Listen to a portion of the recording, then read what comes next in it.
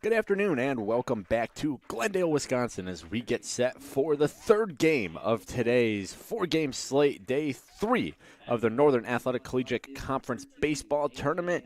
And we have the number 1 seeded Milwaukee School of Engineering, the hosts of this tournament. And in fact, they will be the away team in this game as they face off against the story of the tournament so far, number 6, Edgewood College. Peter Borkowski here with you on the Cougar Sports Network, joined, as always, this weekend by Ethan Birch. And Ethan, let's start with Edgewood because I don't know where else to start with this game. This has been the story of the tournament, arguably. This is a team who they've had to go through arguably the toughest portion of this schedule. Single elim game on Wednesday, number 3 CUC yesterday, number 2 Aurora yesterday, and now they are here to take on the number 1 team. Yeah, biggest test is right here. This is a team that is absolutely red hot.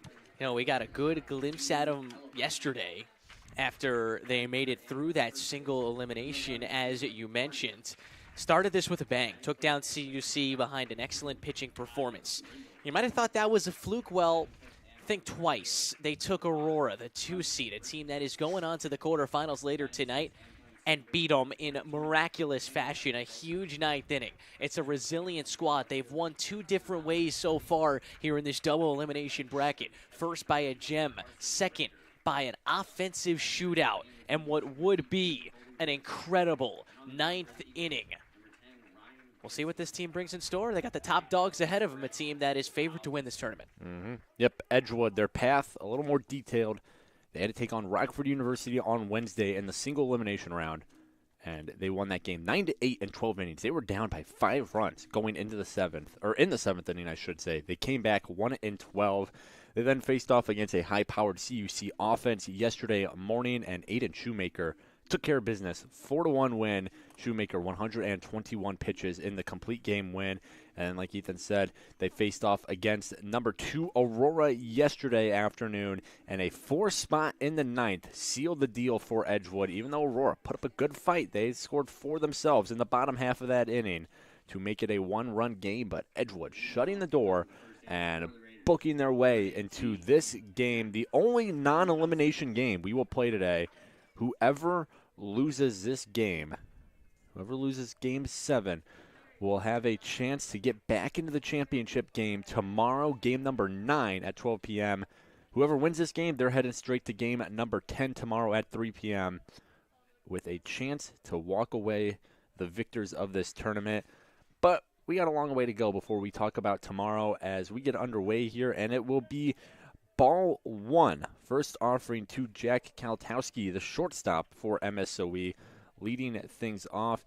And he is going up against number 10, Edgewood, on the mound. That is Ryan Mixey. 47 innings and a third pitched on the year, a 3.99 ERA, 4-3 across 11 appearances, 9 of which have been starts. This is his 10th. And for Mixey, he was in action in that single elim game against Rockford. 1 inning pitched, gave up a hit and 3 runs. None of them were earned. He also walked a pair of batters, just as he does here to get us underway. Walks Jack Kalatowski, and the leadoff man is aboard for MSOE. And as Joe Street steps into the box, Ethan, we've been talking a lot about this Edgewood team. Let's talk about MSOE a little bit. The only upper seed to win yesterday, the number 1 seed taking down number 5 Marion. What can we expect out of this MSOE team? They're fast. They're a really fast team, 1 through 9. They've stolen almost 200 bases this year. They win games on the base path. It is going to be really fun to watch this matchup. These are 2 fast-playing teams in a slow sport of baseball. These 2 teams have found a way to speed up the game over and over again. I'm fired up to watch 9 innings between these two squads. MSOE obviously the favorite, and they're playing on their home field. And I know that they're not the home team, but you could feel the energy already. They got the home crowd on their side. It's not a massive crowd, but it's a good enough crowd to make an impact, and they are up and loud in their dugout. We talk so much about momentum and rest. Well, hey, it doesn't matter if this team is rested or not. They are bringing the heat right now and hoping to make an early impact. MSOE in their gray jerseys with black pinstripes, and then MSOE in scarlet red written across the front, outlined in black, just like their numbers are on the front and back of their jerseys. Meanwhile, Edgewood wearing what they call their City Connect jerseys, the trend that has taken the MLB world by storm the last couple seasons. White at the top and then darker as you get towards the bottom, but that is, in fact, if you could see them up close, that is the Madison skyline. Edgewood, based out of Madison, Wisconsin. Close proximity to the big University of Wisconsin, UW-Madison. As they made the short trip here to Milwaukee, and it's been a very successful trip. 3-0 for Edgewood, 2-0 in the double elimination round. Looking to book a trip to the championship, but not a good start here. This is going to be an extra base hit down the right field line for Joe Streed, and stopping at third is Jack Kalatowski. First 2 hitters reach for MSOE, a walk to Kalatowski, and now a double for Joe Streed. Yeah, it's an excellent start, a dream start for this MSOE team. They'll have a great pitcher on the mound in Hamilton, A.J. Hamilton, that is. So, hey, give him some cushion before he even has to step on it to the rubber. Again, fast team, hoping to start fast. And now it's the catcher, Christian Bosque. He's got 2 runners in scoring position already as he takes strike 1 from Ryan Mixie.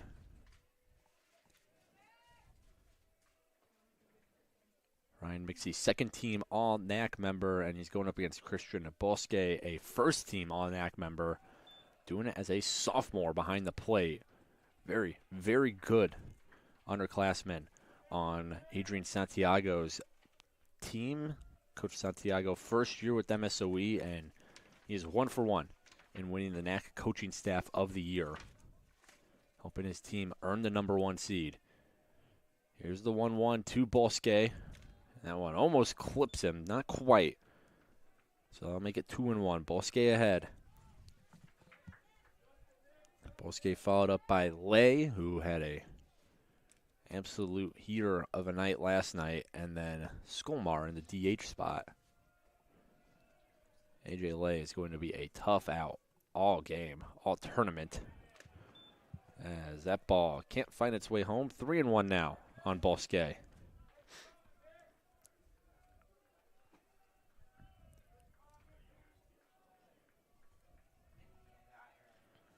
Fine opportunity here. 3-1. Pick one out. The 3-1. In there for a strike. Bosque took a step towards first base. And home plate umpire calls him back. Says not so fast.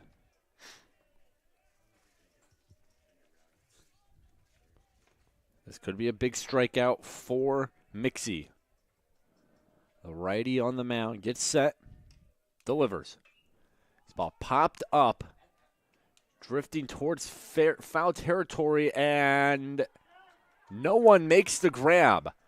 That bounced off a couple Eagles, so coming in to score is Kalatowski. 3 Eagles converging on each other.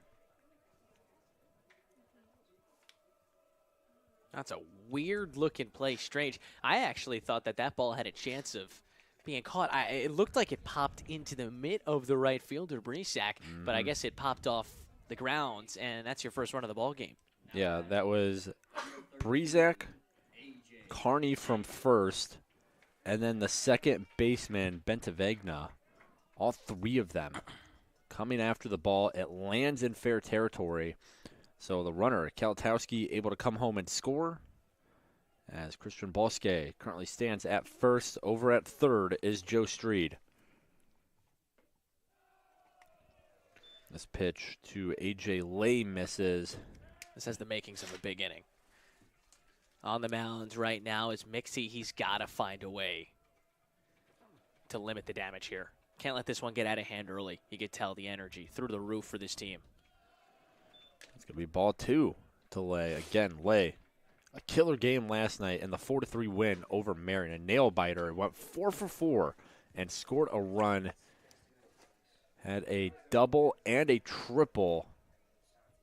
So if one of those 4 hits was a home run instead of a single, he would have had himself a cycle.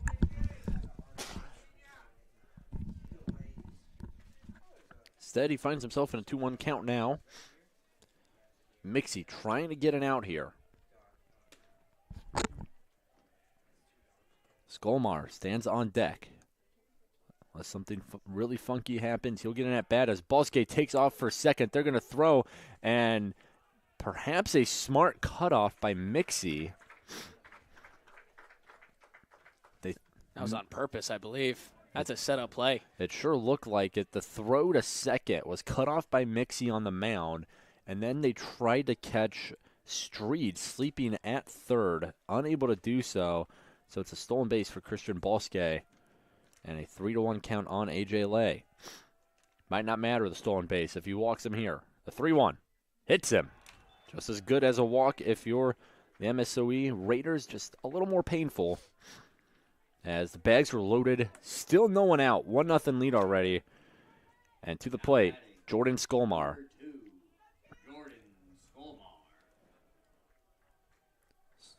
Skolmar, the DH for this number 1 seeded MSOE squad. 2 for 3 last night with a walk and a strikeout, as now the Eagles all converge. They're going to have a discussion.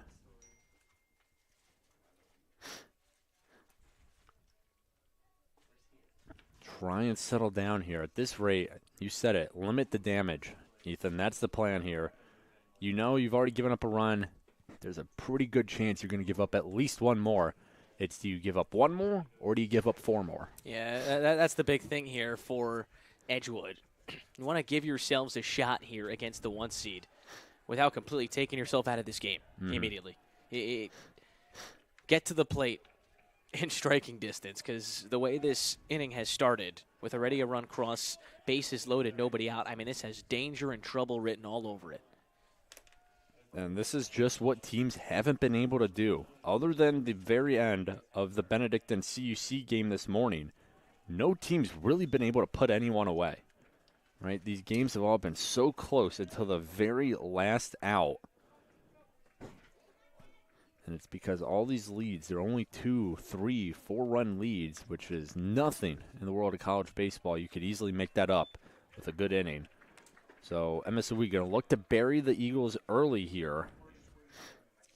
And it's up to Skolmar to move the runners. 338 hitter coming into this game. 37 games played, all of which have been starts for the DH. This ball down low, blocked by Carson Richter behind the plate. Carson Richter and Colby Davis split catching duties yesterday. Richter caught against the Concordia Chicago Cougars, and then Colby Davis versus the Aurora Spartans. Whoever wasn't catching, they DH'd. Tough inning here for Mixie so far. The 2-1. Swing and a miss. Hefty hack there from Skolmar. Evens up the count now, 2 apiece. Strikeout would be huge because then you're 1 pitch away.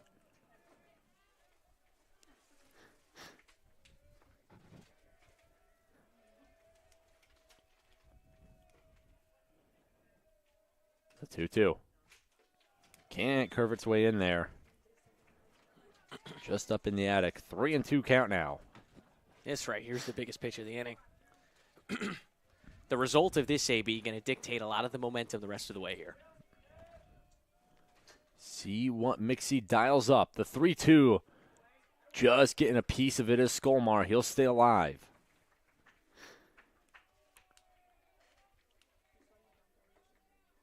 Notice the Edgewood jerseys also with the Wisconsin State shape on the left shoulder patch. I can't exactly tell from here, but it does look like Madison is starred. It's a cool uniform. Yeah, kind of hard to make out the detail from a distance, but up close it is pretty interesting to look at. The 3-2, that almost hit him, doesn't, but it is a ball. Ball 4, and the Raiders walk in another run. It's 2-0, RBI walk for Skolmar. Now batting, number 1, Charlie. It's going to get a whole lot worse before it gets better. This lineup up and down is resilient. We saw it last night. Yeah, and I think the word that really came to this team last night was just mature. This is a very mature MSOE squad. We saw upper seeds struggle all of yesterday to just take care of business. And MSOE, they were the exception to that. The 1 seed never seemed to get super frazzled by a Marion team who was constantly at their heels. As here is a grounder, second to first, in time, double play. A run comes home to score. It's Bosque, but that is a desirable outcome for Edgewood as they get 2 outs out of it. Yeah, that's big. That is big time. To get 2 with 1 pitch. Now you're talking about limiting the damage. 3, it doesn't seem so bad. If we're able to put an end to it right now, here's Mayberry. So Bosque comes home to score. Lay over at third. That was Skolmar out at second, and Charlie Class hitting into the double play. And now it brings up number 4. That's Kyle Mayberry.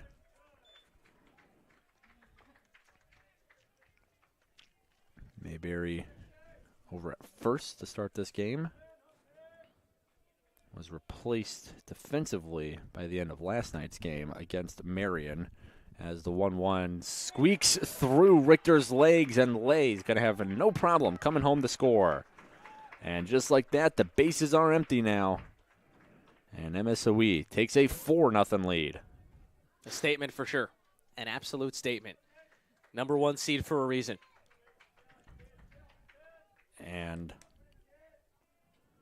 the count is 2-1. These 2 teams, as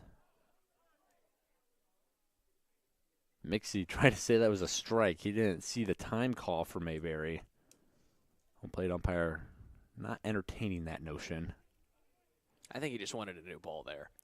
Partially, but he did point to the zone. Like, it looked like he was saying, hey, that's a strike, but it would be 2-1 again. This ball absolutely jacked down the right field line. And they're going to say fair. It was close, but circling the bases is Kyle Mayberry. And the damage just keeps coming for the MSOE Raiders. A commanding 5-0 lead here, top of the first.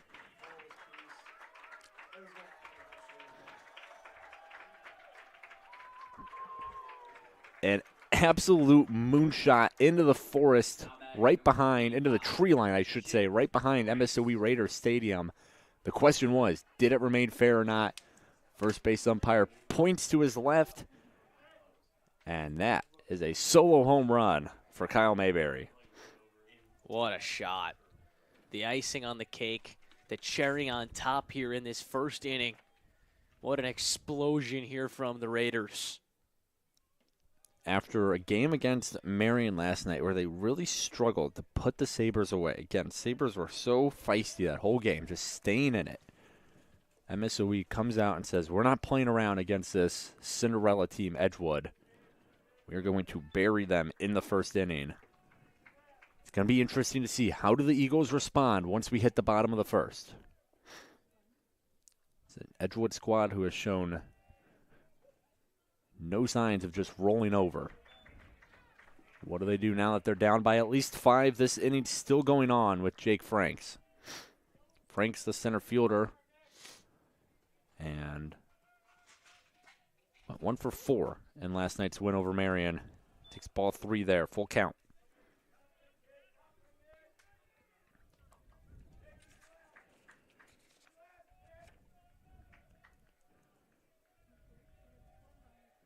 3-2. Swung on and missed. Strike 3. That'll end the inning, but what an inning it was for the MSOE Raiders. They put up 5 runs on their home field.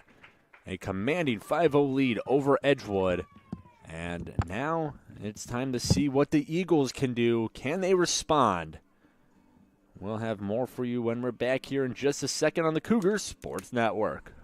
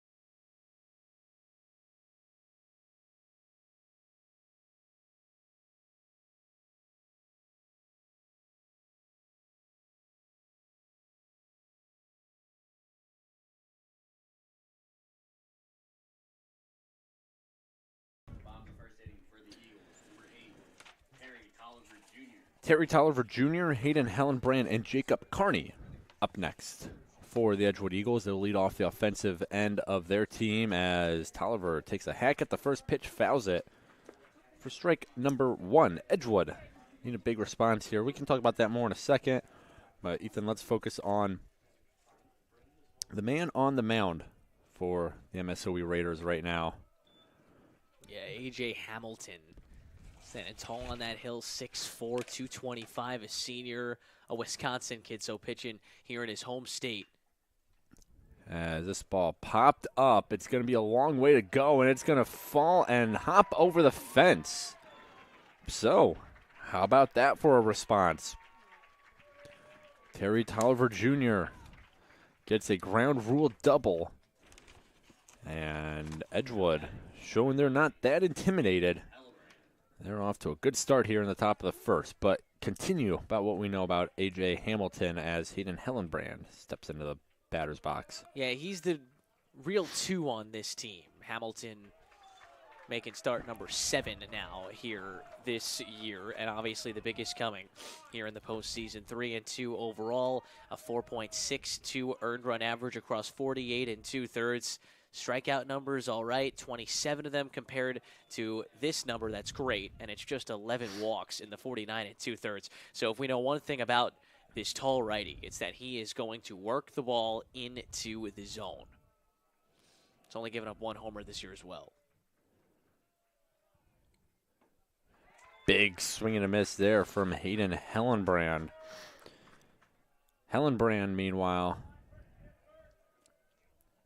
had a couple big hits, 1 for 5 against Aurora, but he did drive in 2 runs against Concordia Chicago. He was 0 for 5, and then against Rockford, he went 0 for 6. So,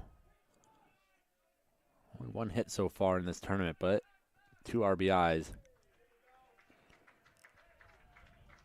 As pitch clock violation on Hamilton, so that'll even us up at 2-2.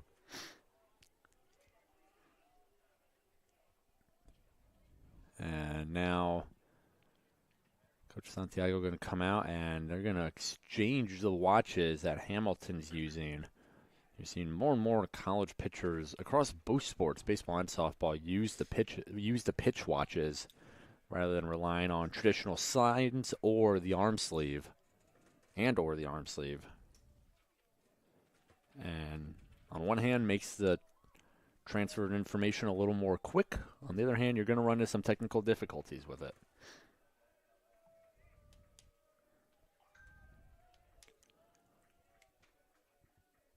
Two count. Hamilton delivers. Can't quite stick it. 3-2. This is the loudest crowd that we've heard all day due to this being an MSOE game. Even though they are the away team on the scorebook, they're really the home team in terms of playing on their home field, and that's going to be a walk to Hellenbrand. So, look at this. Edgewood falls down 5-0 in the top of the first. They get their first 2 runners on for Jacob Carney, who had a really good regular season, however, batting just 200 so far in this NACC tournament. 3 for 15 to be exact, as that's going to be a strike issue to Carney, but hey, one big swing gets you out of that. Gets Edgewood right back in this thing. I was just going to ask, Ethan, if you are the Eagles, you fall down 5-0, a really good top of the first from MSOE. Other than the obvious, start scoring runs. What do the Eagles have to do here to claw back in this one? Just be disciplined. Be disciplined. You can't make any more mistakes the rest of the way, and you got to chip away. Hey, you literally got 27 outs to make up 5 runs. They're a great baseball team. They're here in this spot for a reason. They have 2 cracks at the semifinals for this reason. It's because of their late-game heroics and their ability to keep them in the game pitching-wise. I was just going to say, obviously, you want to win now and secure your spot in the championship game, or at least the first championship game. But there is a little less pressure knowing, hey, if we lose today, we have a shot to get back there tomorrow in the first game tomorrow. Obviously, you don't want that. You don't want to be playing in 2 games tomorrow potentially, and then again on Sunday if things really turn out your way. But takes a little less pressure off. However, Carney feels the pressure on that pitch, swings at it, and strikes out swinging for out number 1. And that'll bring up the shortstop, Kyle Prindle, who so far in this postseason, 214 hitter, 3 for 14, has scored 5 runs. He's going to take a strike there from Hamilton. I mean, how much of a momentum swing would this be if MSOE is able to work out of this? Right when you, And we some got trouble here. miscommunication. Who's going to go where? The catcher, Bosque, he's still holding on to the ball. He wants to runner himself, and now there's a run down at first. There's a runner in between third and home. They go for him. He's safe. They go for second. He's safe. What in the world just happened? That is poor execution. Here's the problem here. Bosque has to go after the lead runner. You go after the lead runner in that situation. So not only did they go for the wrong runner in that situation, but then Toiver is able to duke out the catcher and force a throw that way, and that's easy for Hellenbrand to get into second safely. Yeah, so a stolen base for both batters, and Hellenbrand went for second, and you kind of could see it. Hellenbrand was probably 5 steps away from second base. Toiver was just looking at him, staying at second base. And so Bosque decides to run all the way out to the first to second baseline. Meanwhile, while they're trying to catch Hellenbrand, Tolliver's going to third. Then he starts to go to home. Bosque throws over to third. Tolliver gets back in safely. By the time they go back to second, Hellenbrand's there safely too. So a disastrous situation for Edgewood turns into a really good situation for the Eagles. And you got to wonder with Bosque running all the way out to in between first and second was an interesting choice by the catcher.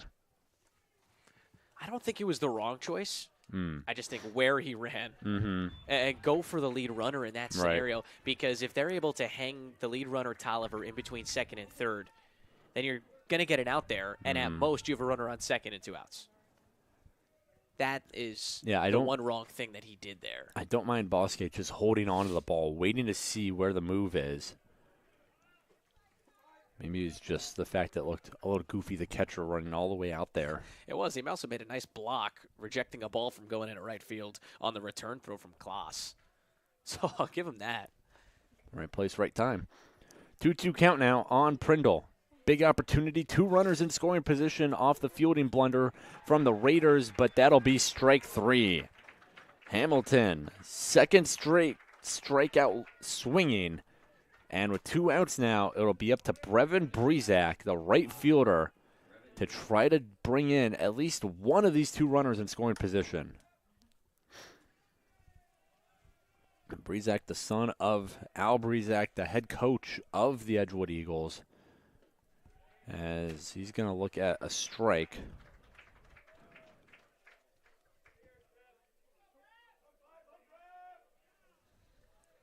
Breezak having a nice tournament. 6 for 13, 5 runs scored. That's a 4.62 average as he looks at a strike there. Got to defend here. Got to defend the zone. Find a way to bring in a run. You got to punish MSOE for that mental mistake, trying to get both runners out. Here's the 0-2. Can't stick it. That was not a strike, but Bosque made it tried to make it look like one. MSOE really thought that they were going to get away with a nice frame job. However, 1-2 the count. The pitch. There's a high chopper right to Hamilton, halfway off the mound, throws to first in time. So Edgewood, despite luckily getting 2 runners in scoring position off a fielding blunder from the Raiders, they strand them both, and we head now to the top of the second. MSOE on top, 5-0.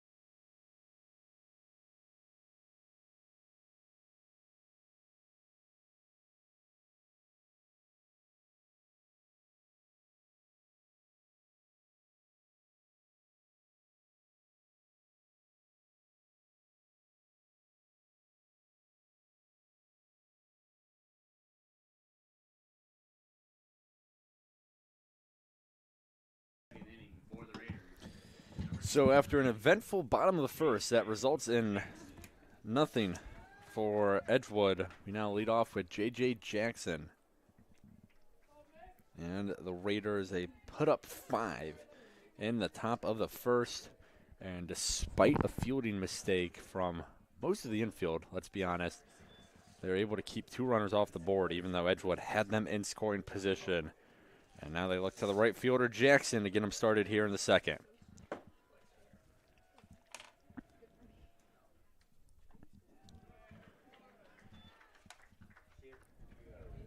1-1 count now on Jackson.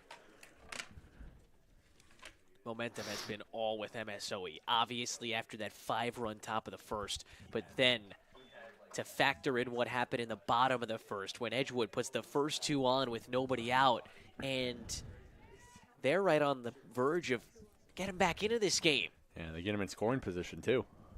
And they're held off the board. MSOE is floating right now, and they're hoping that they can continue to pile on the runs, the home team in this tournament, despite technically being away here in this game. And yeah, that's what I said that I admired about the Raiders yesterday. As the 2-2 is golf swung to the third baseman, they're going to say that was foul. So we'll get set to do it again. But that's something I really admired about the Raiders yesterday was just the maturity of the team. And that's what you see there. You make a big mistake, you put 2 runners in scoring position, and you just get out of it. You work your way out of it. That is the sign of a really good team. That's the sign of a team who earned the #1 seed this year. Absolutely. Well put. A team that's expected to win this tournament. Despite not having, a top 3, even top 4 offense, or even their pitching staff isn't super high up in the conference rankings. This is just a very well-rounded team. They do everything well. The only thing that I would say they do super exceptional is their base running. That's going to be a strikeout swinging on J.J. Jackson. Well, let's switch over to the Eagles, and let's talk about Ryan Mixie.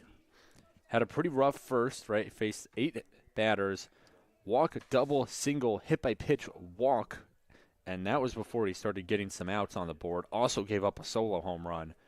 Ethan, how does Mixie kind of settle in here and start limiting the damage and give his team a chance to get back in this game? Well, he's just got to fill up the zone here. He has to. A couple walks, a hit by pitch. That's 3 free passes in the first inning. That's not going to cut it at any level in this sport of baseball. He's got to get into the zone. He's got to be effective into the zone. Because when you start missing over and over and over again, hitters are picking out one pitch. And you saw exactly what Kyle Mayberry did. Picked out a pitch, got it middle in, and absolutely clobbered it. A ball that might have went 400 feet. Yeah, almost probably would have. It was just, would it be fair or not, as that's a great catch on the left field line for an out. See, you're competitive, you're working ahead, and now you're getting outs. This is a big turnaround if Mixie's able to turn it around and get through this second inning in a timely manner. That was Kyle Prindle making the fantastic falling grab on the left field line. He brings it to 2 outs. And now it's up to Joe Street to try and extend this inning. A double and a run in the first inning. And he's going to take a strike there. Kalatowski, Street, Bosque, Lay, and Skolmar all reached base safely. Mayberry did too, but obviously didn't need to stay on the bases thanks to his home run. And it's 1-1 now on Street. Second baseman for MSOE. Takes the 1-1, fouls it off. 1-2 now, working ahead is Mixie.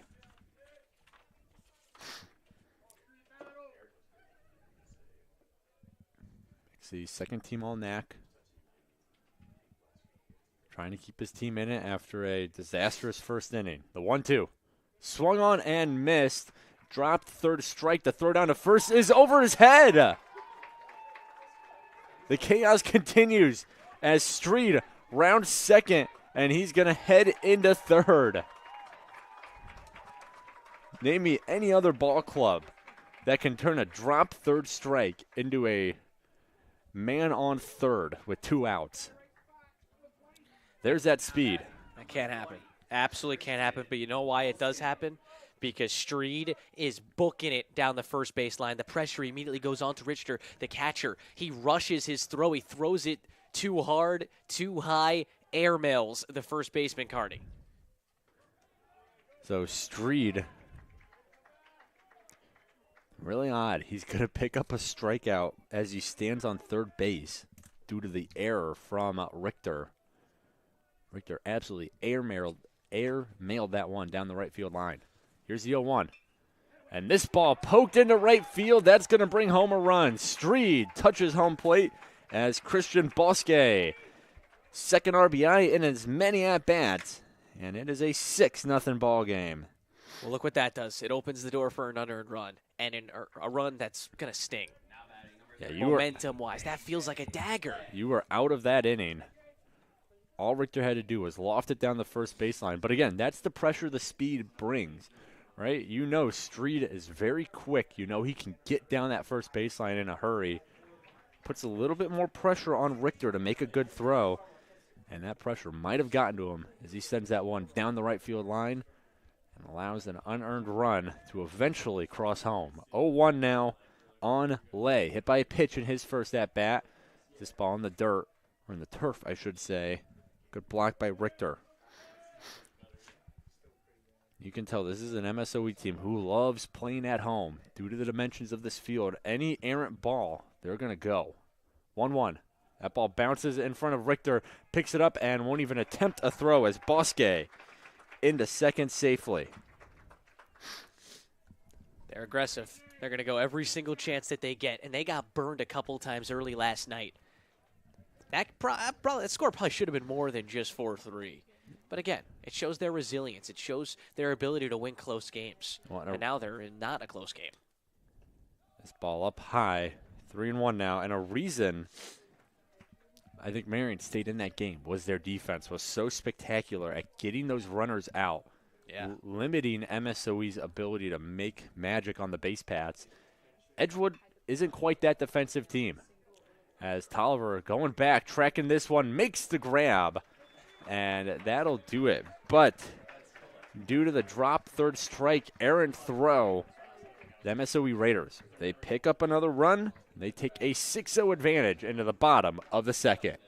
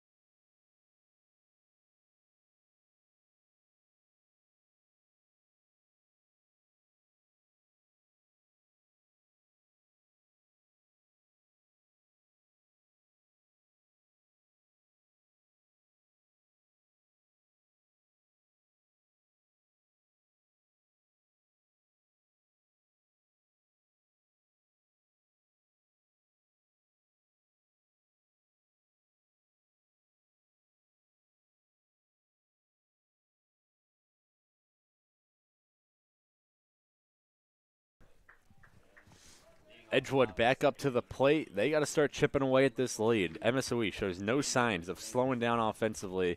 6 runs in just 2 innings. Pressure's on the Eagles now to put something up as here's going to be a chopper over to third. The throw over to Mayberry at first is in time. Nice play there by Charlie Kloss. And they will retire Daniel Bentavegna. Now batting, number 23. Yeah, nice start to this second inning. 1 pitch and an out. Good pitch. Had Bentavegna rolling all over it. And an easy play at third on a high hop. So now we get to see Dominic Lee, the left fielder. He takes a ball on the first pitch. Next offering doesn't quite find its way back in the zone. 2-0 now.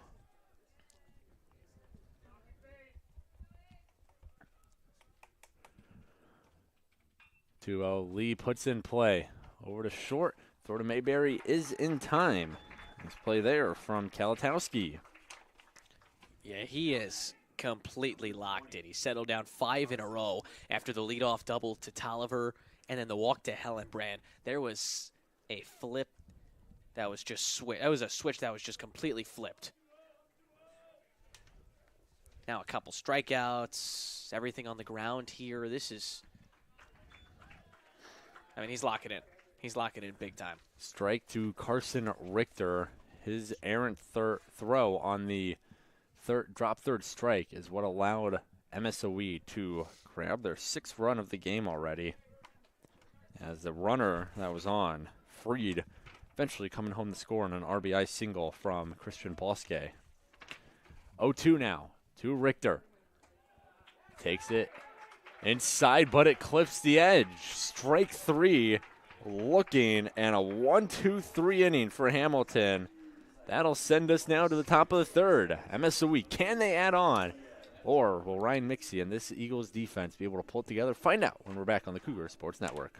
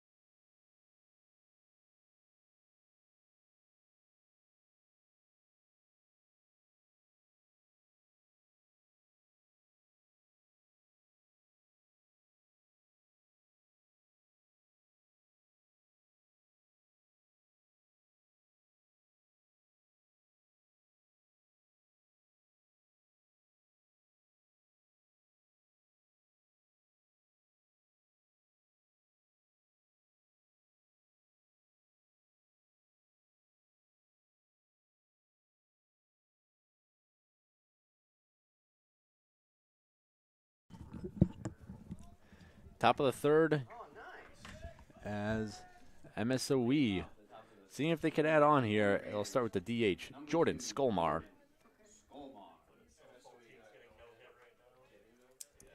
Skolmar drew a walk for an RBI, was then doubled up in a ground double play by Charlie Kloss. That did score a run, but until Skolmar was knocked out of the base paths. 1-0 now on the DH for MSOE, who, yeah, nice night last night. 2 for 3 with a walk.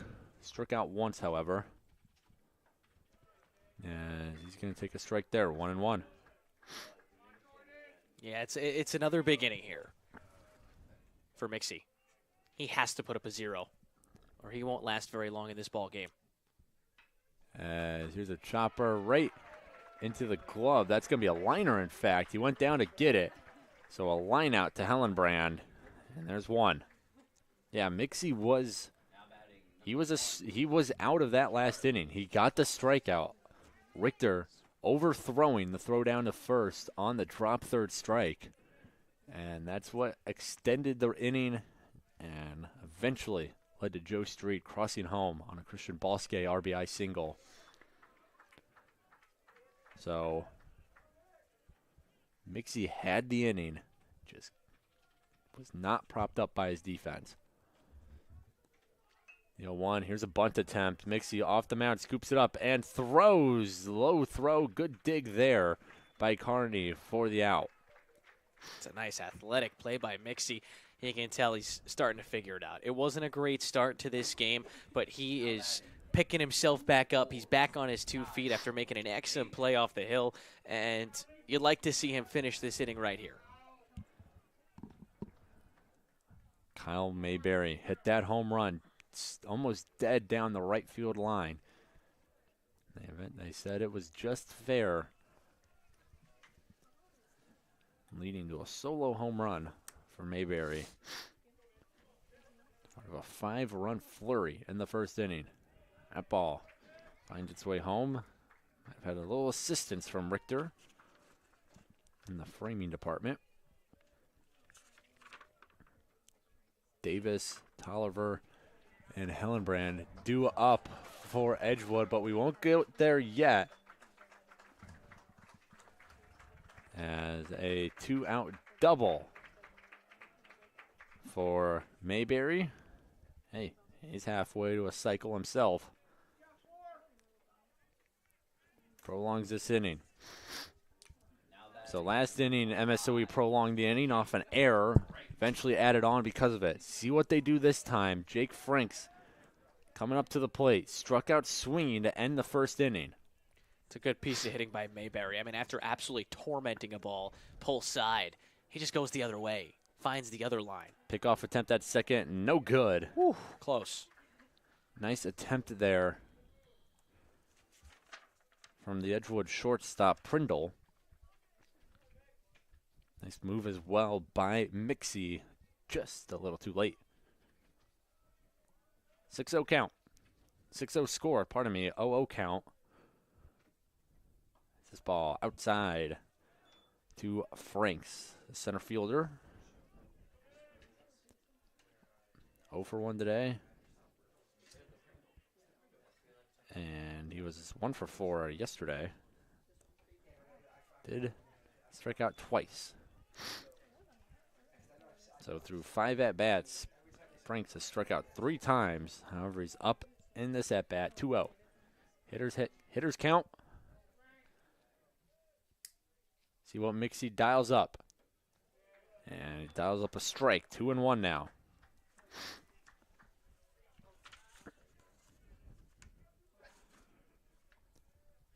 Winner of this game moves on to the championship game tomorrow. In the second game, they win that, they're the champs. Loser has to play in the first game tomorrow. They lose, they go home. They win, they play in that championship game. They'd have to win twice, however. Tomorrow afternoon and on Sunday. Here's a 2-1. In there, first strike. Nice pitch by Ryan Mixie. I mean, winning this game puts you in the driver's seat to win this tournament. Yeah, you're 1 win away. You're 1 win away. You play tomorrow at 3 o'clock. Against a team who played right before you. You're rested, and if you lose, you just get to come back and try again. This ball popped up. Who wants it? And it is no one. Richter threw his arm out, and I don't know if he dropped it before or after, but Mixie grabs him to keep him from falling. Don't know if that impacted the drop at all. Edgewood looks sloppy in this game. Mm-hmm. They were very sharp in every game we've seen him so far. That's a play that's got to be made. And I get it. It's not an easy one. But it's a play that's got to be made if you want to beat the best team in this conference. Yeah, you got to steal some outs. Here's the 2-2. Not quite. 3-2 now. You can tell Mixie getting a little frustrated. Yeah, and Edgewood, again, as amazing as their story has been, the downside of it is they've played a lot of baseball already. 3 games in the past 2 days. They're playing their 4th game today in 3 days, and they'll have to play at least 5 tomorrow, as that's going to be a swinging strike. So Edgewood, question is, how much do they have left in the tank after a lot of baseball through the first 2 days of the NACC tournament? We'll see. What can they do at the plate? That's the next question. We'll solve it in the bottom of the 3rd, coming up shortly on the Cougars Sports Network.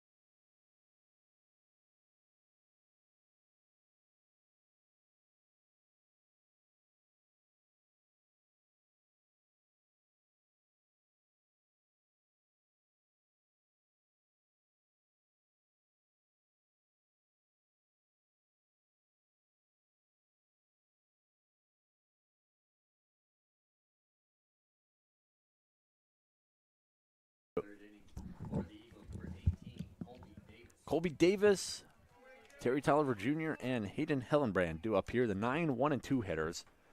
As Edgewood looking to get something going offensively. They've been quiet so far. They were knocking on the door in the first inning. A pair of runners in scoring position. Ever since then, however, Hamilton has really settled in, keeping this Edgewood team off balance. Here's a 2-hopper to the second baseman over to Mayberry in time for the out. So it's got to start now. Top of the order coming up. Second time through here for Edgewood. The way MSOE has operated offensively, it makes you worry that if you don't get back into this game soon, it could get out of hand. Toiver's had the best swing by any Edgewood Eagle. Roped a double into the left center gap. Almost got hit there. See what he can do on this at bat. Starts with a 1-0 count.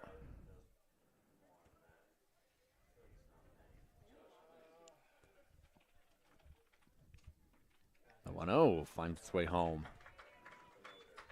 1-1 now on Toiver.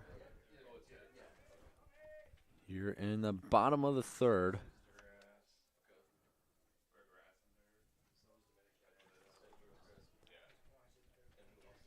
And again, something going on with the watches, as Hamilton will throw his into the dugout, and he'll take the watch of Mayberry. And those watches are really great when they decide to work. Yeah, you usually don't have these type of problems at your home field, right? Usually no. You wouldn't think so, but Hamilton's been struggling with that. Hasn't been struggling with this Eagles lineup, however, ever since that first inning. Falls in a 2-1 hole now to Toiver, but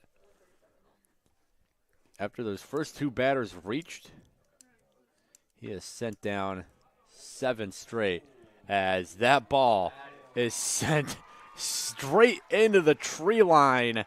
Terry Toiver Jr. absolutely smacks one past the outfield wall, and the Eagles, they have their first run of the game. They still trail by 5, but maybe some life after that monster shot from Terry Toiver. Oh, man. I thought we saw the furthest home run of the tournament when Benedictines Fisher sent one out of here this morning, but that one was an absolute bomb.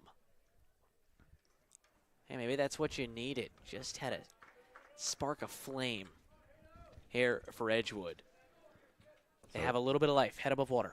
It's up to Hayden Hellenbrand now. Walked on a full count in the first, as he evens up the count after taking the ball. 1-1 now. Pitch from Hamilton. Nice pitch. Finds its way in there for strike number 2. Hellenbrand, before Toiver hit that shot, the last Eagle to reach base safely. Here's the 1-2. And here's a good shot into left, but Lay's going to let it bounce. And Hellenbrand, he's 1 for 1 now with a base knock.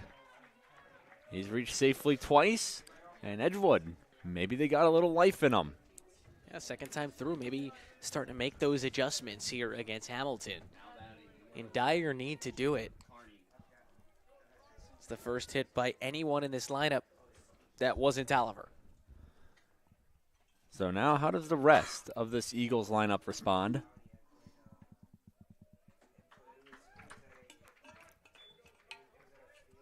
The rest of the lineup has not seen the base paths. Hellenbrand has walked and singled. Toiver a double and a home run. Everyone else has gone down in some sort of fashion, including 3 strikeouts for Hamilton.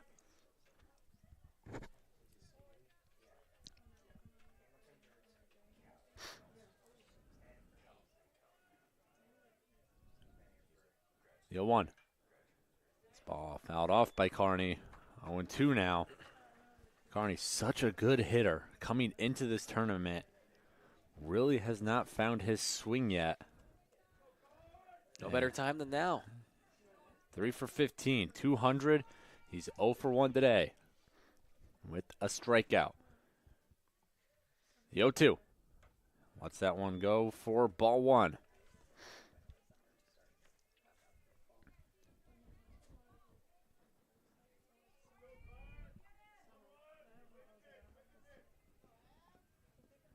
One, 2 count now. Runner at first as Carney spoils that pitch. Count will stay at 1-2. Eagles working with the runner on. 1 out. That was off the leadoff man, Colby Davis, who grounded out.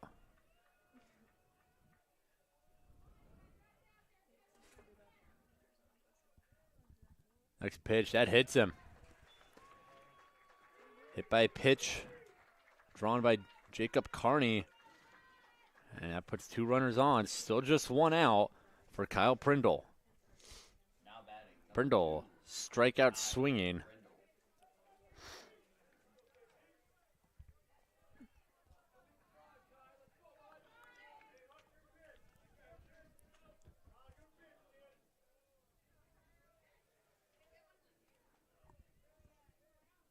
First pitch finds its way in their first strike. Prindle trying to at least advance these base runners. One's in scoring position already as he laces this one into left center. And coming home and attempting to score and doing so successfully is Hellenbrand. RBI single for Prindle. And Edgewood coming to life here in the bottom of the third. They've got 2 runs. That's a great piece of hitting. Fastball outside, tailing away to the lefty Prindle, and he just goes with it, serves it into left center field. It's a great piece of hitting, and before you know it, I mean, they're another swing away from being right back into this ball game. First pitch to Brezak. In there for a strike. Brevin Brezak grounded out to Hamilton to end the first inning. That was the inning where Edgewood had 2 runners in scoring position. Couldn't make anything of it. This tournament's been amazing. You can't count anybody out, despite the score. The 0-1. He's going to be a chopper over to second, and it's thrown away. So coming home to score is Carney. And runners now in the corners, still just 1 out. And this lead has officially been cut in half. It's 6-3. That'll go down most likely as a throwing error on Kalatowski. As MSOE. Now the deficit cut directly in half here. Looks like, I believe it's Prindle coming up hurting here. So they rule it Brezak a fielder's choice. Prindle advancing to second on a throwing error, and then advance to third, while Carney, he'll score unearned. Yeah, this is a great job by Edgewood. Couldn't let this game get very deep without making your move and coming back into this game. And this is a side of MSOE that we haven't seen yet. As they are still doing their due diligence with Prindle.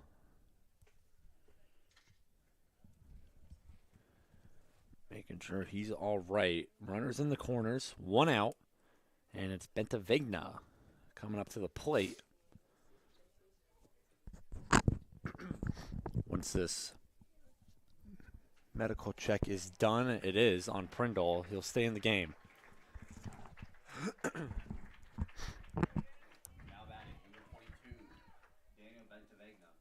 So what can Bentavegna do? He represents the tying run.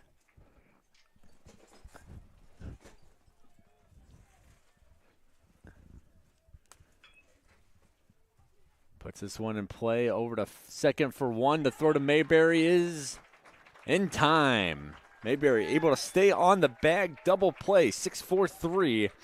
And that'll do it for the inning. But the Edgewood Eagles, they get some much-needed run support. They've cut this lead in half from 6-0 to 6-3. We're a third of the way through the game. We head to the fourth now. MSOE still on top.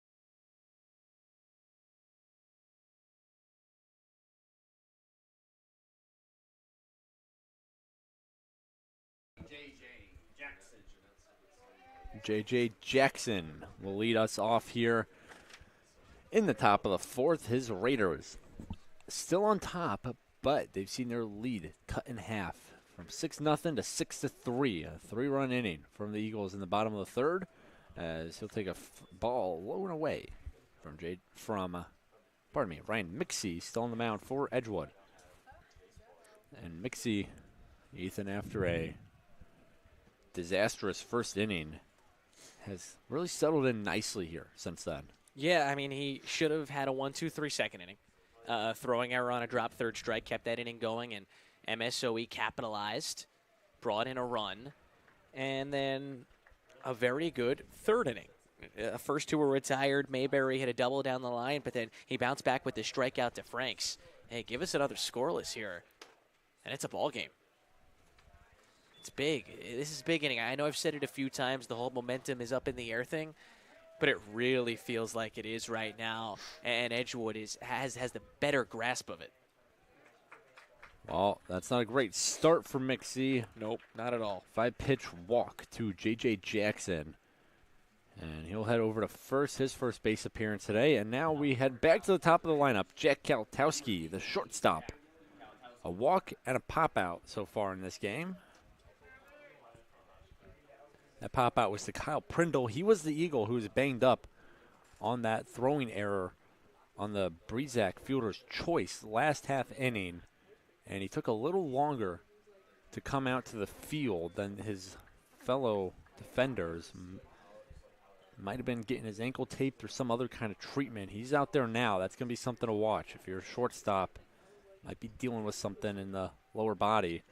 The 0-1 in there as well. 0-2 now.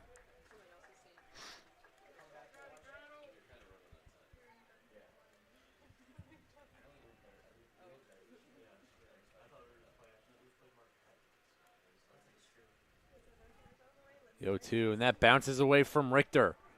Heading to second, and now looking for third is Jackson, and he's going to be in there safely. They are such a fast team, and they are so aggressive, unbelievably confident on the base path. I mean, there was no doubt when Jackson turned the corner at second that he was going 3. Passed ball, assigned to Richter, as 1-2 count now on Kalatowski. As this pitch is going to find some space up the middle. Mixie slams the mound. He almost had it. And instead, an RBI single for Jack Kalatowski brings in the unearned run. As of now, obviously that can change depending on how the rest of this inning goes. Right now, it's unearned.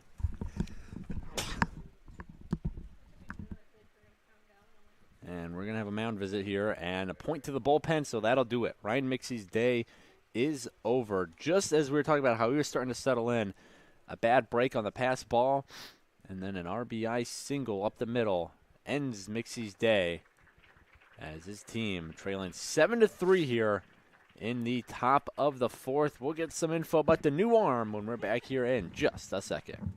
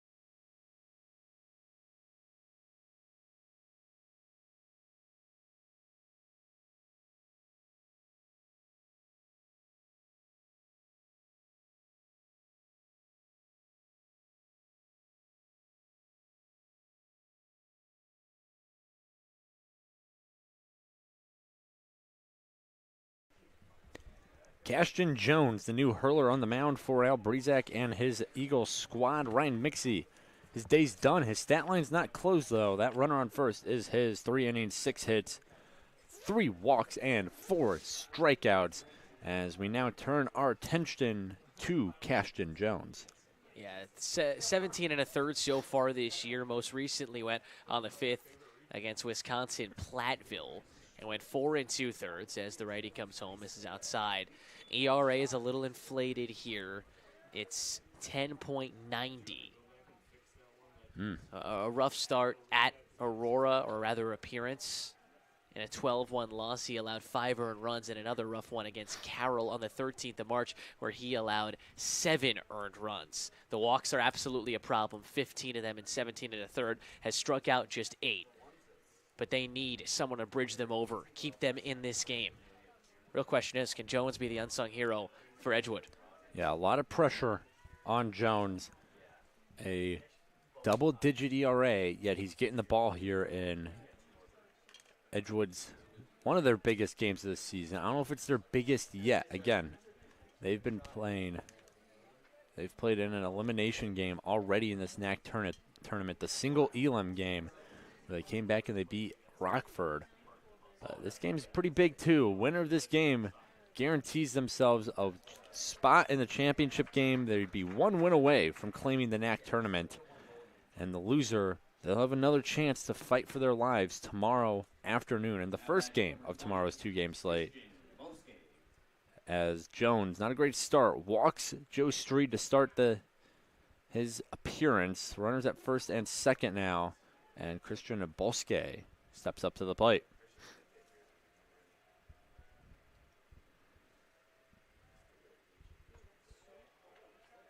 Strike issued there to Bosque, who 2 for 2, pair of RBI singles, and a pair of stolen bases as well for the catcher. Not often you see a catcher be one of your best runners out there. Bosque define that myth as that ball squirts away from Richter. And that's going to be a pass ball on Richter.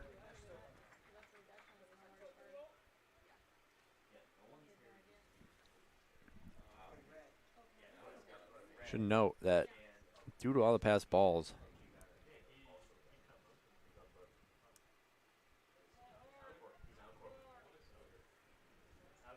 J.J. Jackson should still be on the base pass. He should be at third,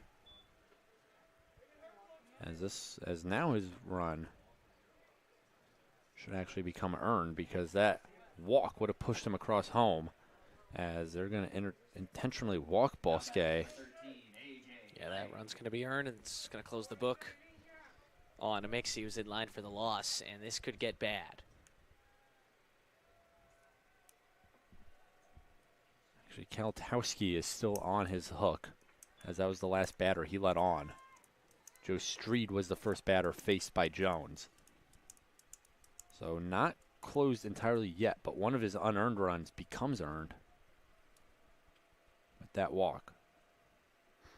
The 0-1. This ball smoked into deep center. Going back is Toiver. He makes the grab, but everybody is going to advance. And coming home to score is the final run from Ryan Mixey's day. And sneaking his way home as well is Joe Streed. Not what you expect, but the MSOE Raiders, again, some fanciful running, and they get 2 across home on the sac fly. Yeah, that ball is mishandled out there by Prindle. Everybody's intent was to just go up 90. That's what you were expecting to do on the sacrifice fly. But because that ball is bobbled out there in shallow center from Prindle on the relay, then all of a sudden they're like, Streed, keep going. You have to make a perfect throw from shallow center to beat me, and I'm one of the faster players on the field. They just got all 3 runs back in the blink of an eye.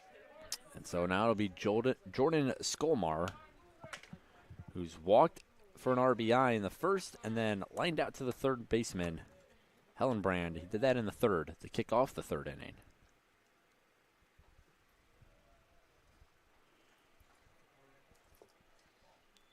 One.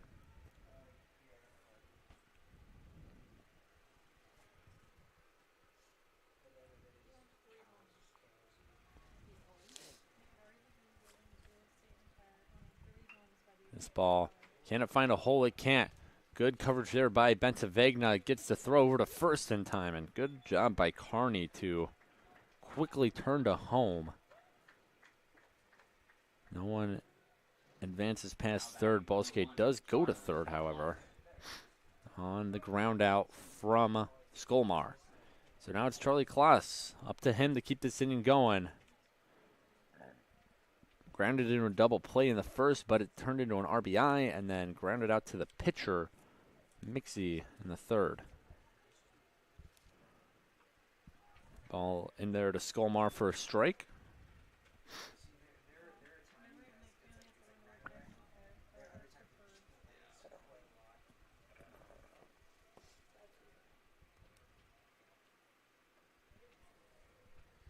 Ball misses.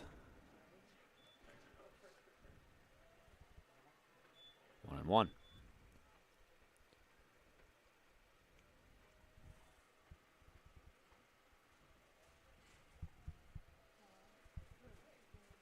Swung on and missed for strike 2. So Mixie's stat line is officially closed. Gave up 8 runs, 5 of which end up being earned. Jones, 2/3. He's already given up an unearned run as this ball goes foul. Except for the 1-2 again to Charlie Klaas, the third baseman. See if he can add on to his RBI total here. Runner at third. It is Balske. 1-2.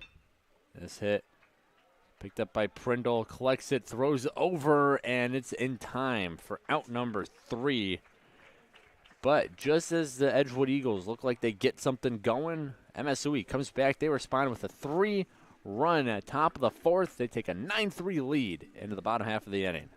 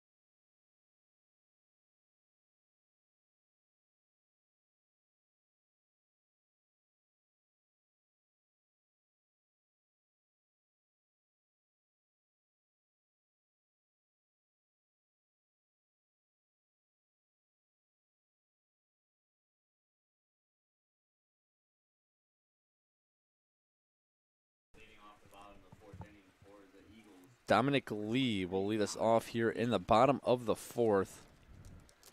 Lee, one at bat, grounded out to the shortstop.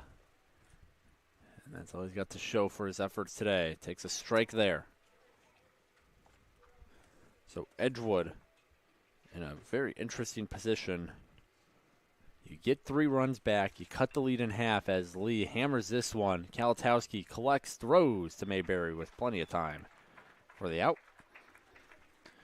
But you go down by 6. You get 3 back to cut it in half. And then all of a sudden, MSOE comes right back. They score 3 themselves. They're back up by 6, 9-3 the score. Yeah, it's a statement made by MSOE. They very well could have folded over and allowed Edgewood back into this game. Instead, they warded them off. They got their runs right back. This is the number 1 seed, not messing around on their home turf in the postseason. They want to head to that championship game, and they want to win it. here in front of their faithful. And this ball, it's gloved by the shortstop, Kalatowski, but not quick enough to get Richter out. That'll be an infield single for the catcher. Oh, that would have been a heck of a play. Might have had to field that and then go into a jump throw like Jeter, but Yeah, well, good effort. Jeter is a overrated defender anyways. Don't know if you already argue that here, but. No, I don't disagree with you. So Richter finds himself on first. Pardon me, he's going to find himself on second. That ball gets past Bosque.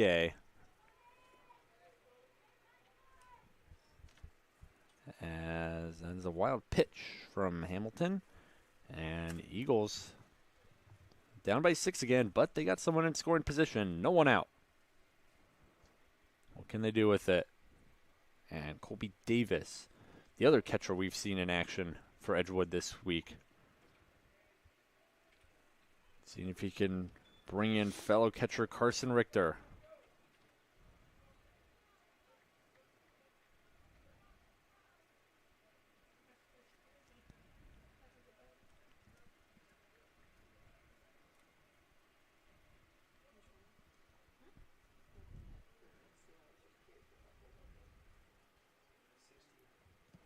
Looks like they're running here for him. They are. So Carson Richter, the catcher, being taken out. I have to believe that means Davis might enter the game as catcher instead of switch from DH, as they're now going to bring in Carter Kelly. Carter Kelly, also a catcher. So we'll have to see who exactly is behind the dish once Edgewood back on defense. Will it be Kelly who just entered, or will it be Davis who's trying to outrun the throw? He can't, but does his job, moves Kelly over to third. And with 2 outs now, it'll be up to the hottest hitter in this Edgewood lineup, Terry Toiver Jr., as Bosque is going to go have a conversation with Hamilton about how to approach Toiver, who has a double and a home run so far in his 2 at-bats.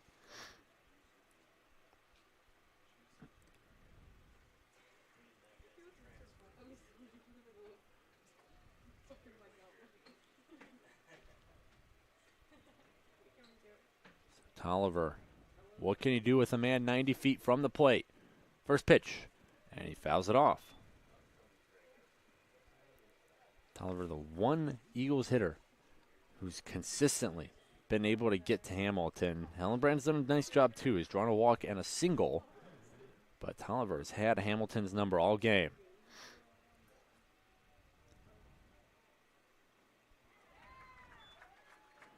Strike 2 there. 1-2 count to the leadoff man of the day for Edgewood.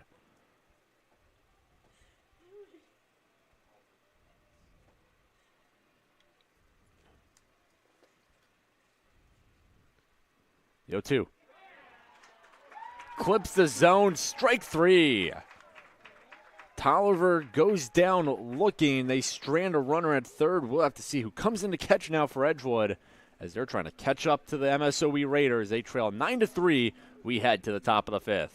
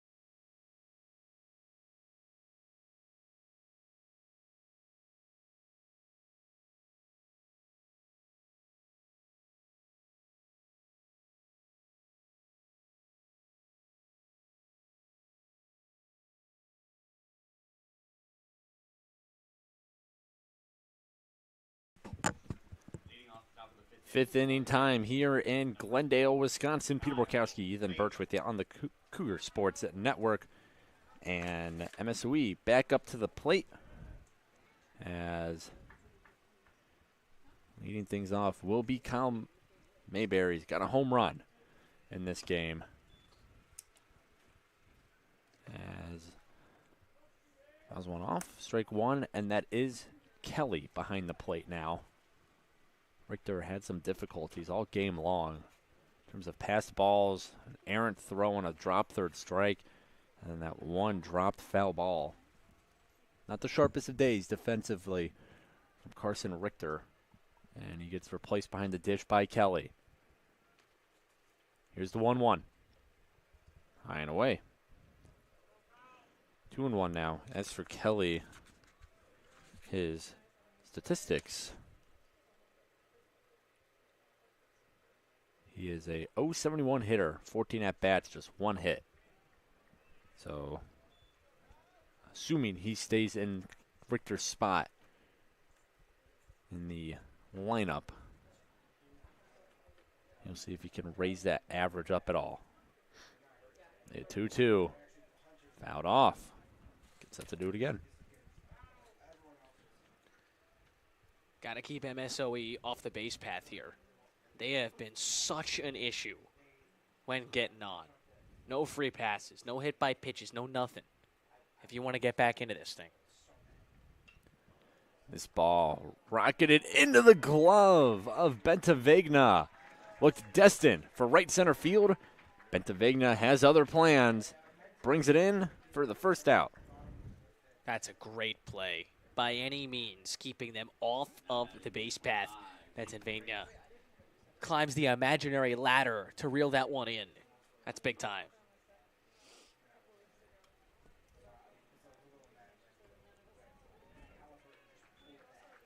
Six-run game here. MSOE looking to put this one out of reach, and Edgewood looking to keep them off the board so they can chip away. 0-1 away to Jake Franks. 1-1 now. Pair of strikeouts for Jake Franks. Not a great start for the center fielder in this game. Both those strikeouts with full counts as well. 1-1. It's in there. 1-2 now. First time Franks has seen the new man on the mound, Cashton Jones. Ryan Mixie in line for the loss. Hamilton needs to go one more inning to be in line for the win. Here's the 1-2. Check swing. Did he go? Yes, he did. Strike three. Franks goes down swinging on a check swing. His third strikeout in as many at-bats. And it's up to J.J. Jackson to try and extend this inning. A strikeout and a walk. On that walk, he came around to score. Advanced on a passed ball, but that run eventually became earned. As here's the first pitch. Almost hits him. Just misses. Ball one.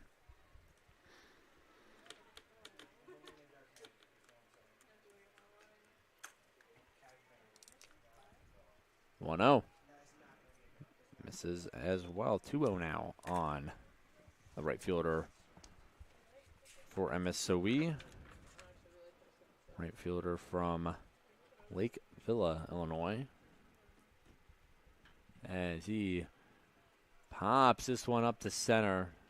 Deep fly, and making the grab is Toiver for out number 3. So, Cashton Jones, a 1-2-3 inning. And we head now to the bottom of the 5th. MSOE still very much in charge of this game. They lead 9-3.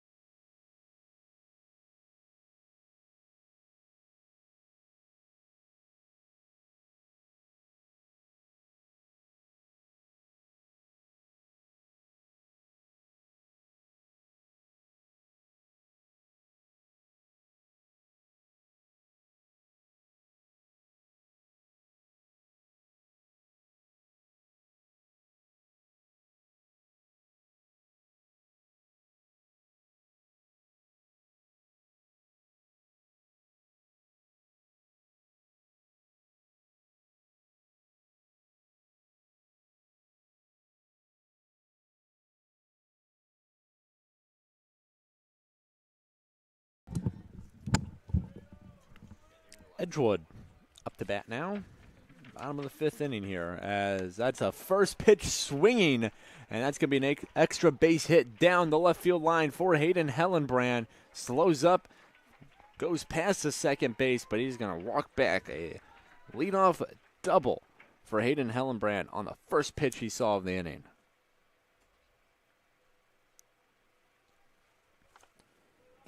See what the Edgewood Eagles can do with it as Jacob Carney steps up to the plate now.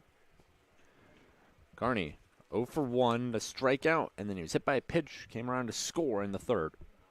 One of Edgewood's 3 runs. As he gets just a piece of that foul ball.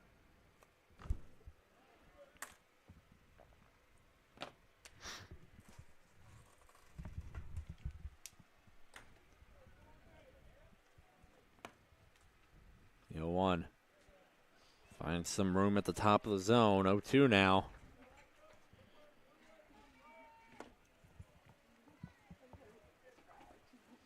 Both these two teams will be back in action tomorrow afternoon. As the 0-2 is away, makes it 1-2. The winner jumps straight to Game 10 of the weekend. They win that, they are the NACC champions. The loser has to play in Game 9 versus the winner of our final game tonight. They lose that, they're going home. They win that, they're going to the championship game. Here's a fly out to center. Tagging up and going to third is Hellenbrand. So a productive out from Carney moves the runner over. And Edgewood's 4th run of the day, 90 feet from the plate.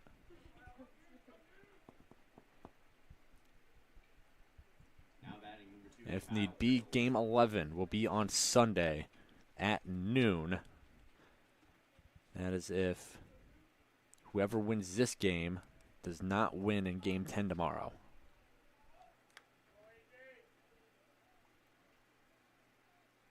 As here's a ball, and it's lined into left field, just past the outreach glove of Kalatowski, and that's going to be an RBI base hit for Kyle Prindle and the Eagles. They're back up on the board. It is a 9-4 ball game. Coming in to score was Hellenbrand. Just a good piece of hitting right through that 5-6 hole. And that's just back to the theme of this Edgewood team. They won't go away. They will not go away. Continuing to chip away in the middle stages of this ball game. And there's a lot of baseball left to go. Ball finds its way home for a strike. Only one out here. One pitch could get Hamilton out of it.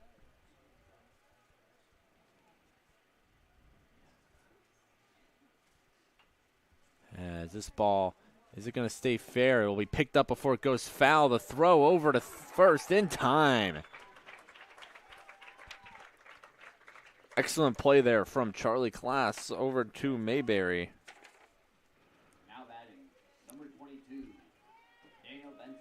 Yeah, right when you think Edgewood's coming back, MSOE making the right place.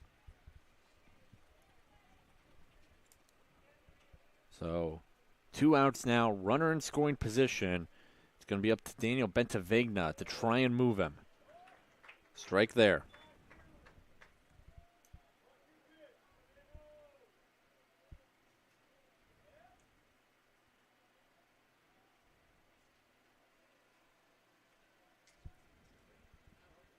The 0-1, absolute smoker to the second baseman.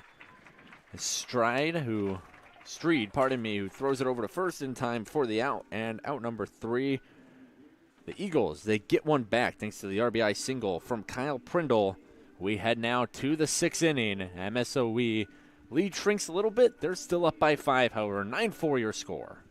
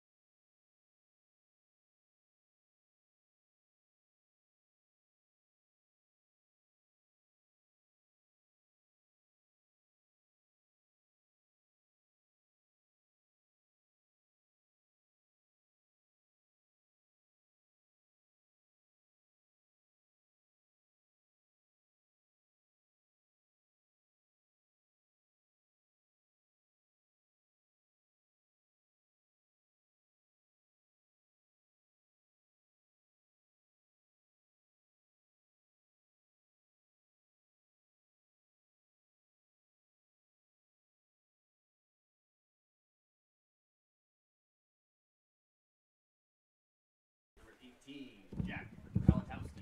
Jack Kalatowski, top of the lineup, due up for the Raiders. Kalatowski, Street, and Bosque. Still Jones out on the mound for Edgewood. He's done an admirable job since coming into this game for Mixie. 2 innings, 28 pitches, gave up an unearned run, pair of walks, and a strikeout, and do have a adjustment to my earlier stat line for Mixie. 8 runs given up, 7 of which were earned, not just 5, which I had stated earlier. So rough day for Mixie as this ball gets past Jones. Luckily, no one on base, as MSOE's really thrived on wild pitches, pass balls. They've done it all year. They're feasting on it in this game as well. 2-0 in there for a strike.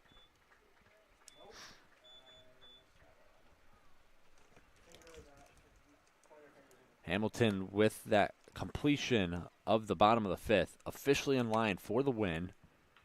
As this ball popped up, Kalatowski went down to get it and pops it out to Toiver in center. Out number 1. Yeah, Jones has come in and done a fine job. Mentioned the walks were the big reason of concern here for the righty. Walked a few as soon as he got into this game, but he settled down. Hoping to keep that up. Bridge the Edgewood to the back third of this game and keep this in relative striking distance. You know, that's the theme we continue to touch on. Keep it in striking distance no matter what. And let postseason magic do its thing. The 0-1. It's going to be a chopper. Glove by Jones. A throw over to first in time for the play. Out number 2. And it'll be up to Bosque now to not only try and extend this inning, but also end Jones's streak.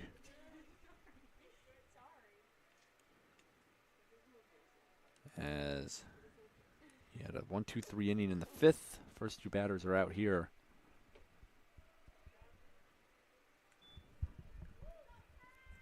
And he retired the last couple batters of the 4th inning as well.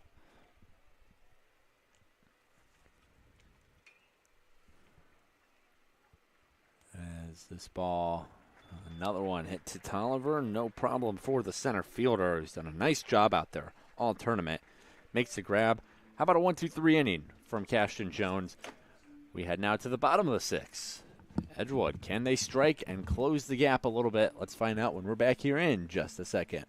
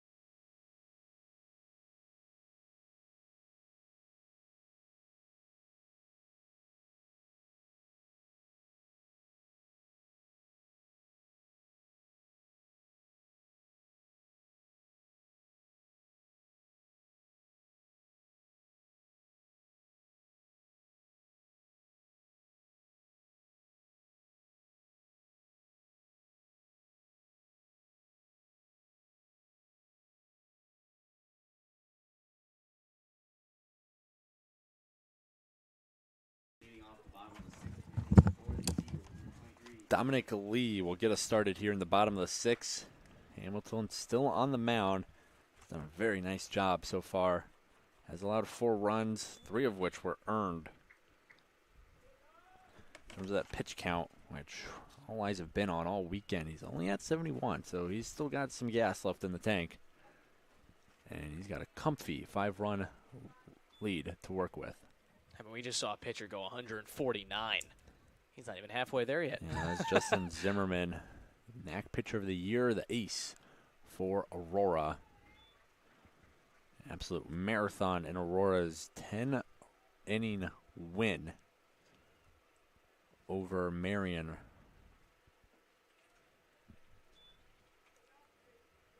Earlier today. 3-1 count now on Dominic Lee. This Edgewood team, they beat Aurora yesterday as here's a ball quickly gloved by Hamilton, a member of the all-hands team, obviously, as he flashed the leather there. Little look what I found moment.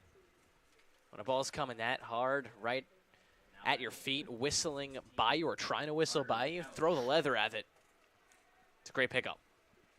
At the worst, you'll knock it down, but you didn't even need to do that. Right into the glove, throws it to first for the out, and here's a big swing now from Carter Kelly, who pinch ran for Carson Richter in the 4th. He then checked into the game as catcher, and that's where he is now. Batting, I mentioned it earlier, I'll reiterate it. Coming into today, Kelly, a .071 hitter in 14 at-bats. Finds himself in an 0-2 hole now. This pitch gets away from Bosque. No one on base, so no damage done. Kelly, the 8-hitter now, and then Colby Davis will follow him up as the 9-hitter.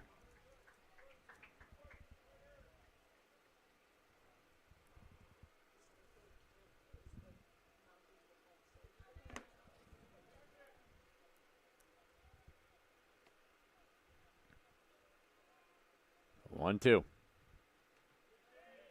Just misses. Bosque trying to bring it back. No good.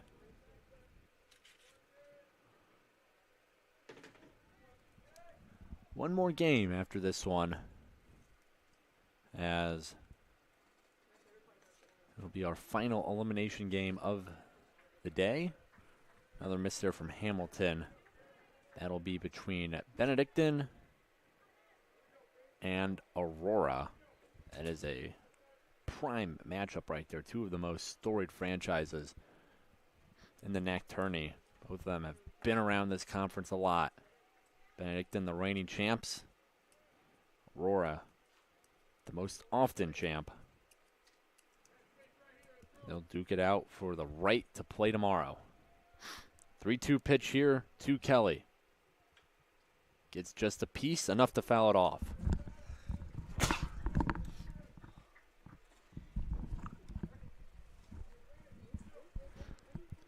Three-two now on Kelly still, as fighting for his life here.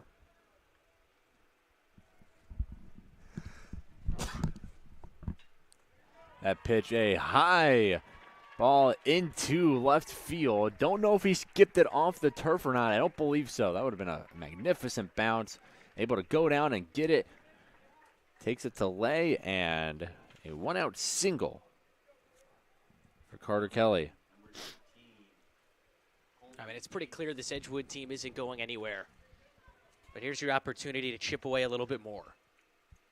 Top of the order coming up next with Toiver, who's been your best hitter here today. Already a couple extra base hits. Keep passing the baton. 0-1 now on Davis.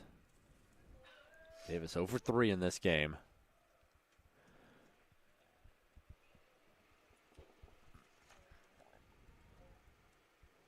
Pitch from Hamilton. Finds its way in there. 0-2 now. Nasty pitch. The movement on that. Easy to see up here. Can imagine what it was like for the batter. 0-2 now.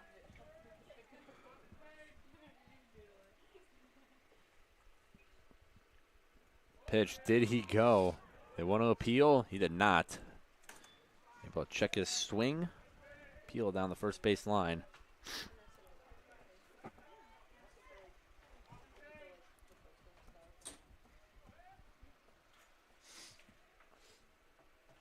And the 1-2. This ball through the left side. That'll move the runner up to second as Colby Davis has himself a single. And Edgewood, 2 runners on, still just 1 out. Yeah, they're setting the table for the top of the order here. And that's TJ Toiver, who has just been a menace all game long. Swinging a good bat, has had a good eye. I know he struck out in the 4th inning, but hey, this is the right guy, right spot. Find a gap here. Let those guys run. That's a strike. Caught the outside edge. 0-1 now on Toiver. 2 for 3. Single. Solo home run. And he struck out. Next pitch. Can't find the top of the zone. 1-1.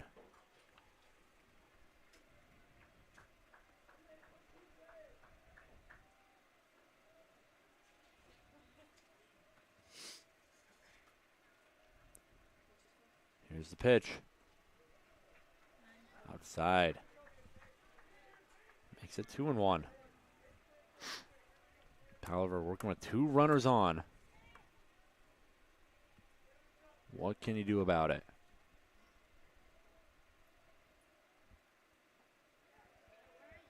Pitch in there for a strike. 2-2 now.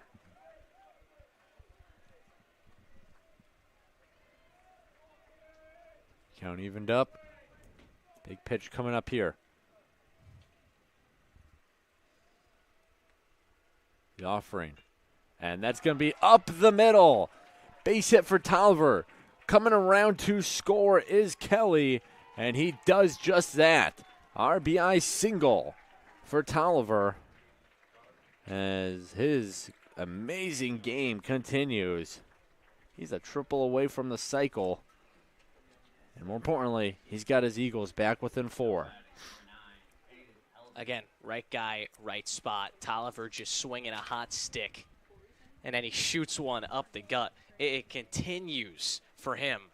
Big game, big tournament. Keep passing it along. All of a sudden, the tying run's in the on-deck circle. First pitch to Hellenbrand is in there for a strike. Hellenbrand, he's working towards a cycle himself. He's got a single and a double. Also has a walk, stolen base, and a pair of runs. Nice day at the plate and on the bases for Hellenbrand as he's not happy with that strike call. It's a little lean once he stepped out of the box. 0-2 now. Here's the offering. And Hellenbrand gets just a piece of it, enough to stay alive. Toiver at first. Colby Davis standing at second.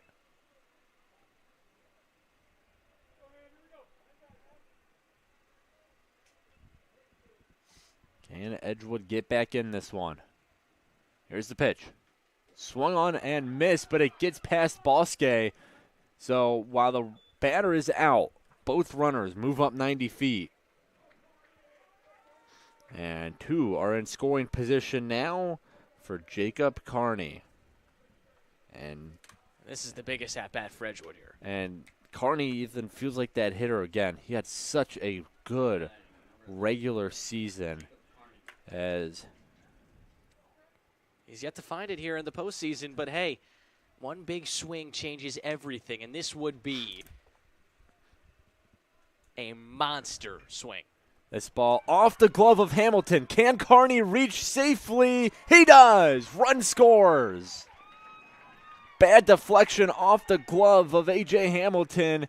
That'll bring home Colby Davis and Edgewood back within 3. They don't go away.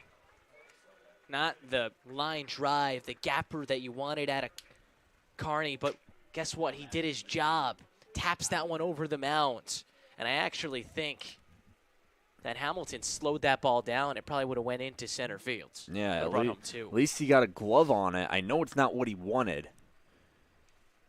But you're right, Ethan. Might have limited the damages. Here's a deep drive into left. Going back is Lay. Can he find it? He does! A.J. Lay, fantastic job tracking that ball down for the final out. But Edgewood, they tack on 2 more. They're back within 3. We got ourselves a ball game here. 9-6, MSOE leads as we head into the final third of the game.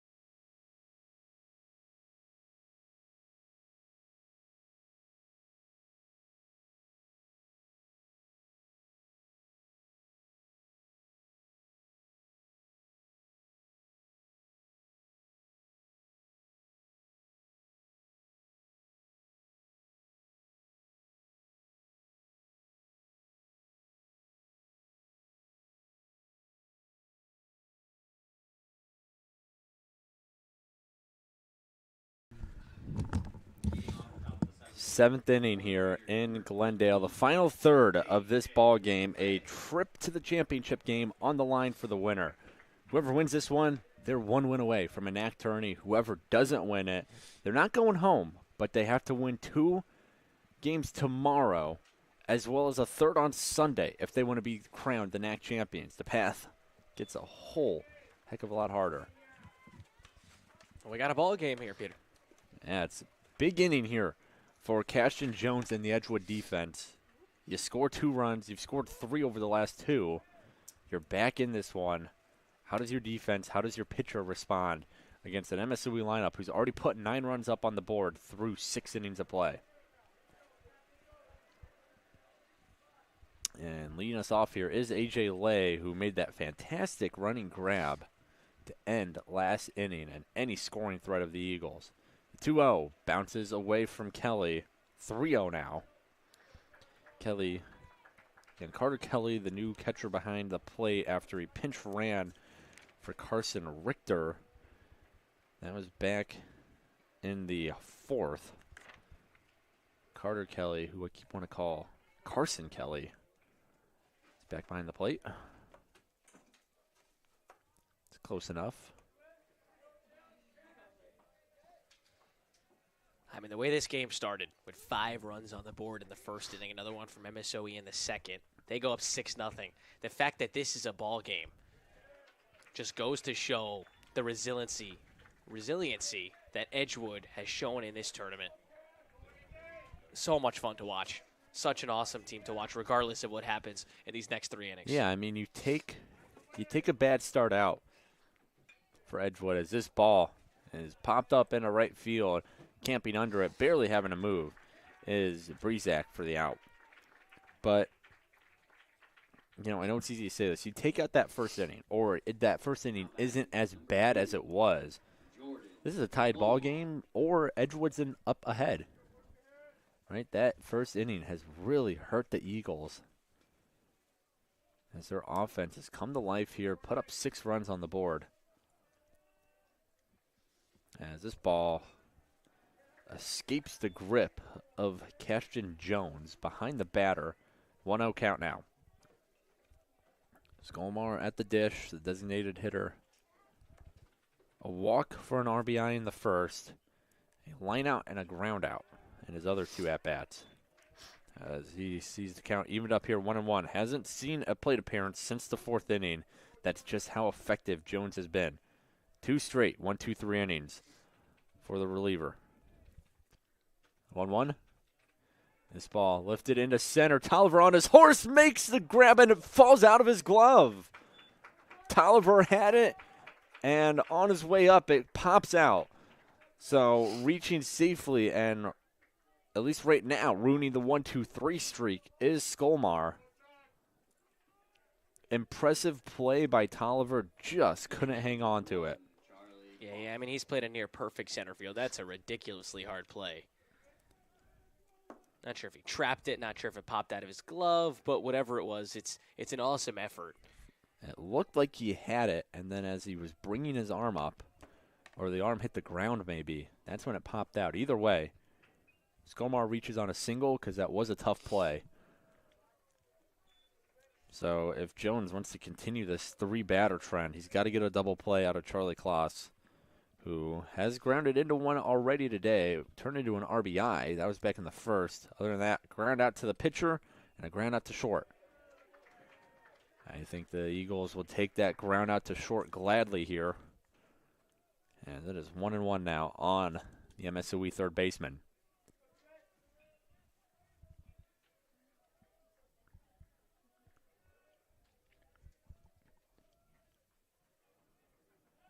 Pick off attempt, no good.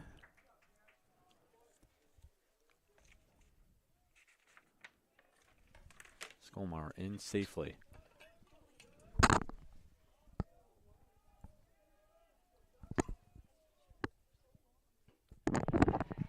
Gear up the gas there. Go right at him. Feels like a lot of momentum is with Edgewood here. Swing and a miss, makes it 1-2.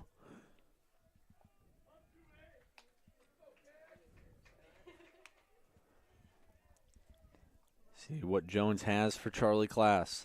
The pitch. This is a grounder. Prindle, he's going to go to first. Just gets it there in time. Tough play. Good base running by Scoreless. Eliminated the double play.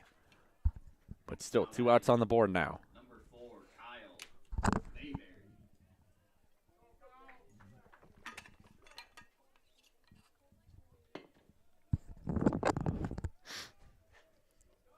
Kyle Mayberry at the plate now. A home run in the first, a double in the third, and then a lineout in the fifth. What's he got here? Take one just a bit outside for ball 1.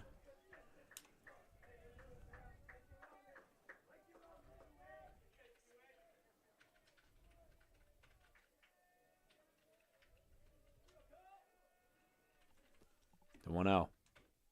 Down low. Good block by Carter Kelly.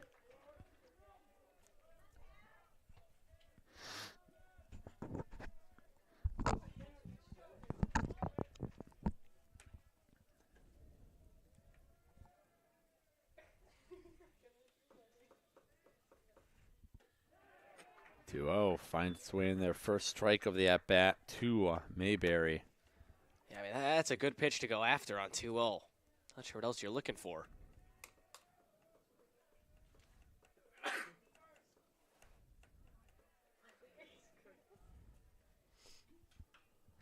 Ball popped up, going backwards. Does Kelly have a play on it? He's tracking it. He does. Carter Kelly makes the out in foul territory. And that's out number 3. So not a 1-2-3 inning, but Cash and Jones works through just 4 MSOE batters. We head down to the stretch, and then when we're back, Edgewood, can they keep the momentum going in the bottom of the 7th? We'll find out in just a second.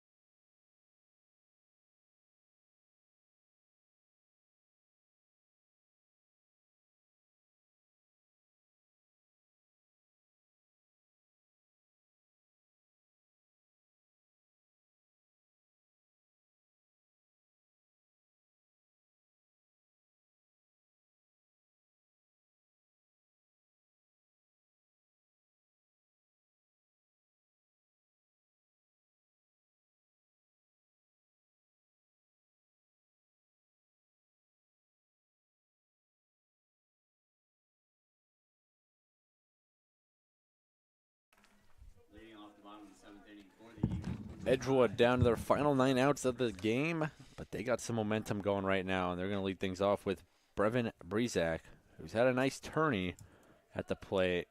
Not a nice day, though. Ground out. Fielder's choice. And another ground out as he fouls off the first pitch.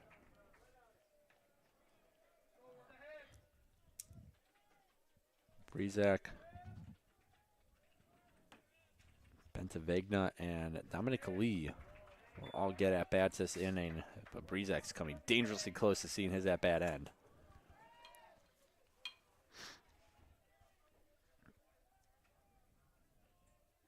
The 0-2. And I think he got a piece of it, but it lands in the catcher's glove anyways for strike number 3. So Brezak and his rough day at the plate continues. And with one out, it'll be Daniel Bentavegna. It's now 6 strikeouts here in the ball game for Hamilton. Yeah, and he's at 103 pitches now, 75 of which have been strikes. I see some movement in the MSOE bullpen. No one throwing, however. At least not from my point of view.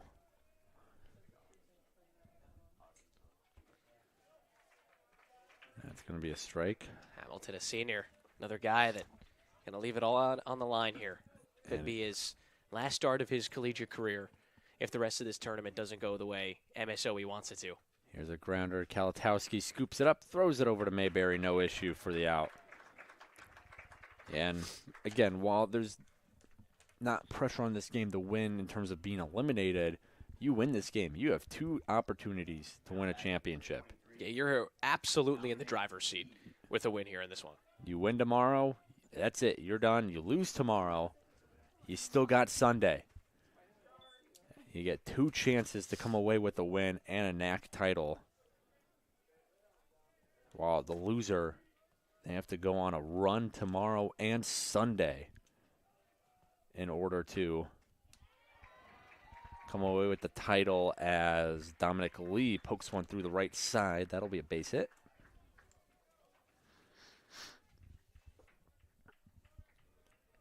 And loser of this game, they will play the winner of our final game tonight at 12 p.m. tomorrow. Loser of that goes home. Winner will play the winner of this game at 3 p.m. If whoever wins this game wins that 3 p.m. game tomorrow, they're the champion. If whoever loses this game and wins game 9, or whoever wins game 9, I should say, and wins game 10, we'd go to game 11 on Sunday. Everybody but one team's got to lose twice. As an 0-1 count now on Carter Kelly. Kelly, a single, and his only at-bat so far came around to score. The pitch. Nice stop there by Bosque. Yeah,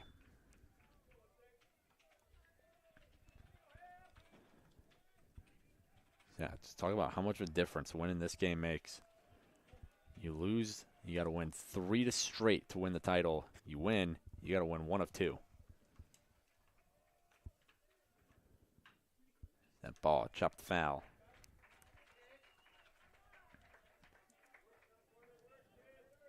Final game for tonight, scheduled at 7 p.m., but I'm going to take a guess and say that's not going to be the scheduled start time. No. As that is currently 16 minutes away. Maybe in another world. As this ball hits Kelly, so he's going to take a base at first. Has to be at least 30 minutes in between games, so even if this game somehow ended right now, which obviously it can't, we won't even start until 7:15 roughly. Here's the story. The tying run's coming to the plate right now in the bottom of the 7th. Yeah, back on this game, Colby Davis, the 9-hole hitter, who was 0 for 3 to start, but, excuse me, he was 0 for 2 to start, but then hit a single in the 6th as he pops this one up, flips the bat angrily, and making the grab is the center fielder Franks, and that'll do it. So, the Eagles, they strand a pair of runners on the base paths. We head now to the top of the 8th. MSOE, can they add on? As we are down to our final 2 innings in this game.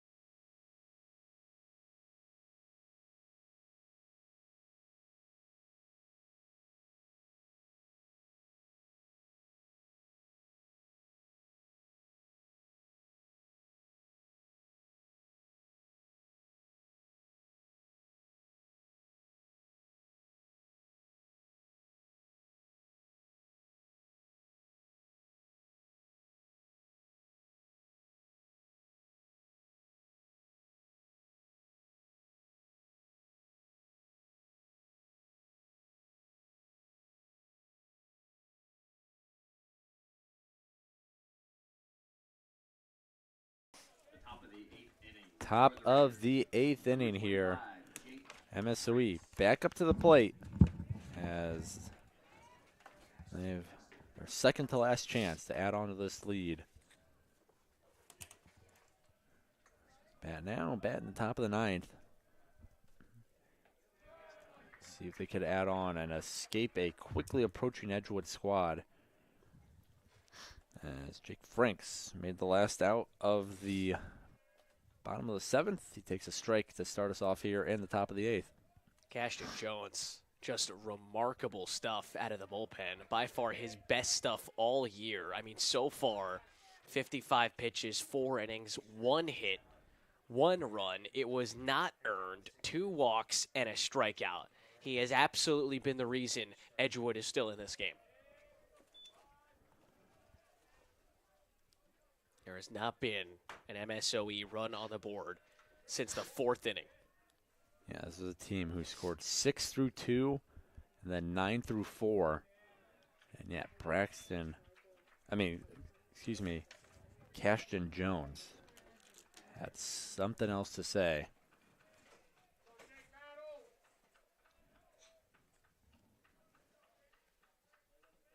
Four innings, 1 hit, 1 run, which was unearned.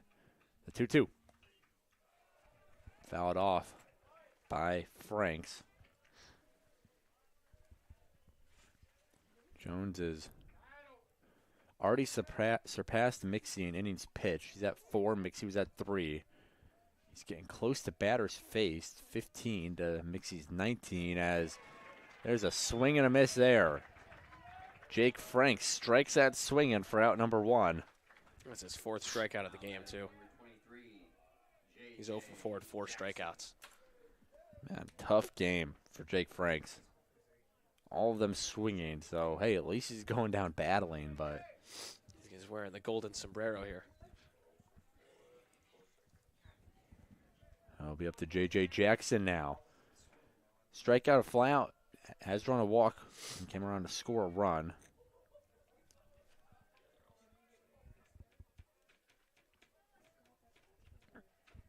A 1-0 count to start here against Jones. That pitch almost nicks him. 2-0.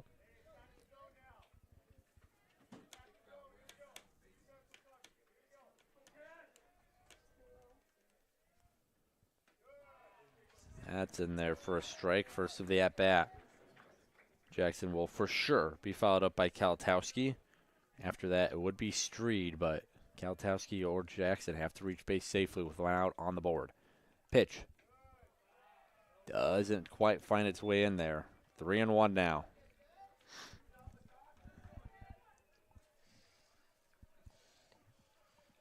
Hard to tell with the sun, but I don't believe Edgewood has anyone throwing. This ball fouled straight back at us. Full count now, 3-2. Don't see any Raider throwing either in the MSOE pen. So for Hamilton, who has 113 pitches, it's his game. 3-2. And this ball lined into left center. That's going to for sure be 1. Does he think about 2? He thinks, but he decides against it. J.J. Jackson with a 1-out single. And that'll set the table for the top of the lineup. And Jack Kalatowski, who a walk and a single, pop out, a fly out. He scored 2 runs and has an RBI.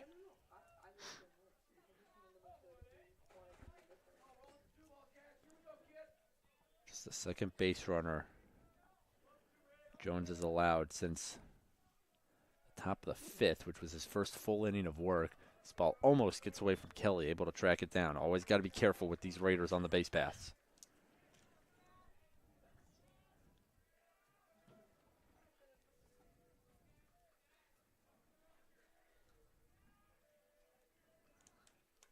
The 1-0. In there for a strike, 1-1. MSOE starting to feel the pressure of this Edgewood comeback. They got to find a way back on the board here. 3 runs is still a lot. As here's a roller. Second baseman Bentavegna not able to get the tag. They get the runner at first. Bentavegna really thought that he was able to swipe Jackson on his way by. I think he's arguing right now, saying that he ran out of the baseline. That's what he's arguing. He didn't get the tag down. It's whether or not Jackson came out of the baseline, but they're not going to have much of an argument here. So Jackson does advance to second. Joe Street. And with 2 outs, it'll be up to Joe Street, the second baseman, to try and bring home Jackson and expand this lead. A lead that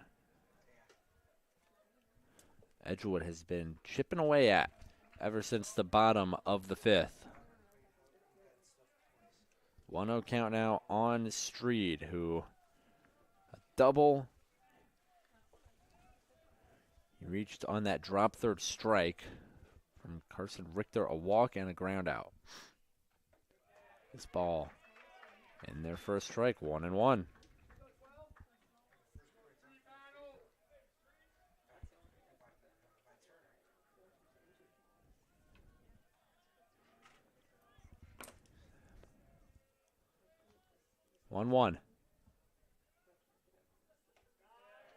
That ball just a bit outside, no good. 2-1 now. Not able to quite find its way in.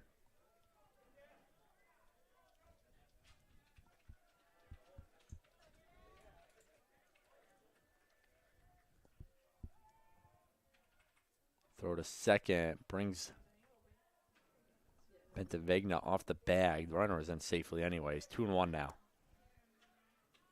Always got to be careful with these Raiders on the bases.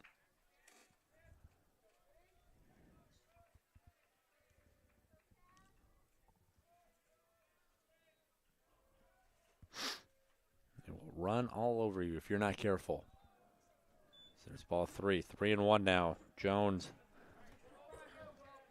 Dangerous hitter here. Street in the 2-hole. You're ahead 3-1. Open bag at first. If you get something to drive, go after it. 3-1. Bosque on deck. He's a dangerous hitter in his own right. This ball is in there. Strike 2. Full count. Here we go. 3-2, 2 outs. MSOE with a runner in scoring position, up by 3 here in the top of the 8th.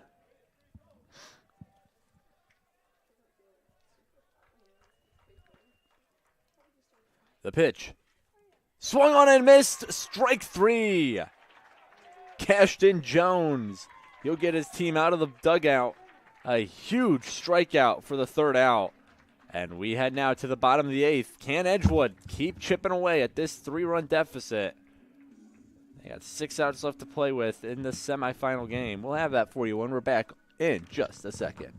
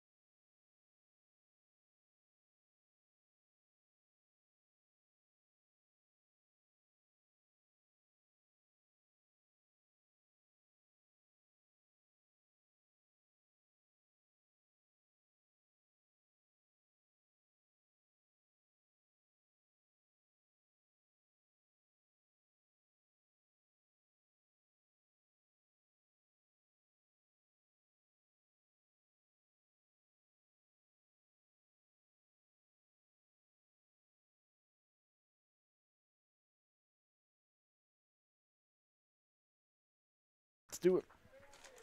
Leading off the bottom of the 8th inning for the Eagles, number 8. Bottom of the 8th. Tolliver Jr. And the Eagles, they're going to start things with the top of the lineup, Terry Tolliver Jr. He's been on an absolute tear. One blemish on his record this game. It was a strikeout in the fourth. Other than that, a double, home run, and a single as this one over to Kalatowski, over to Mayberry for a quick first out, and that's a big first out, Ethan. Being able to get Terry Toiver Jr. out has been a tough task all day. They do it in one pitch. I was about to say that's huge for a few reasons. One, because of how lethal Toiver has been here in this ball game, and then factor in that Hamilton entered this inning with 113 pitches. To get an out here on one pitch, be at now 115 with just 5 outs to get, it puts him in a legit spot. MSOE does have someone actually throwing now in the bullpen. But they're going to let Hamilton just keep going until he runs into issues. He's got an 0-2 count now against Hayden Hellenbrand, who's also having a very nice day. Walk, single, double, and a strikeout. 2 runs and a stolen base. 0-2 count now on Hellenbrand. Here's the pitch. Way outside in the turf as well. So now we'll get set for the 1-2. Sun's setting here. Shadows are long. Someone's going home here. 1-2. And this ball cracked into center field. Getting under it is Franks for out number 2.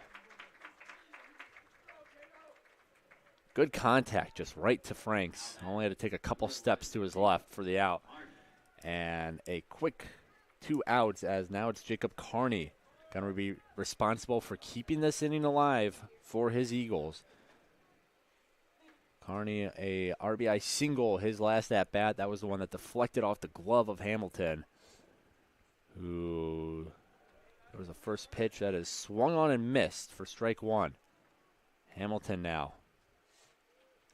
119 pitches. We saw Justin Zimmerman go 149 in the last game. As this pitch inside 1-1. These pitchers are leaving everything they got out there. Only one team from this tournament most likely will see NCAA action. Obviously, there are at-large bids, but can't bank on that.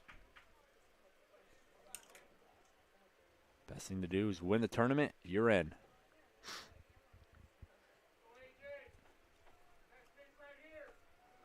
And even then, only a couple teams in this conference would even have a thought about it. This MSOE squad would probably get some looks. Aurora, perhaps, as there's strike 3 looking. Carney goes down a 1-2-3, a much-needed 1-2-3 inning for A.J. Hamilton. He leaves the inning 122 pitches. We'll see if he comes out to seal the deal in the 9th. But first, Edgewood, they got to keep MSOE off the board one more time. And we'll be back for the top of the 9th.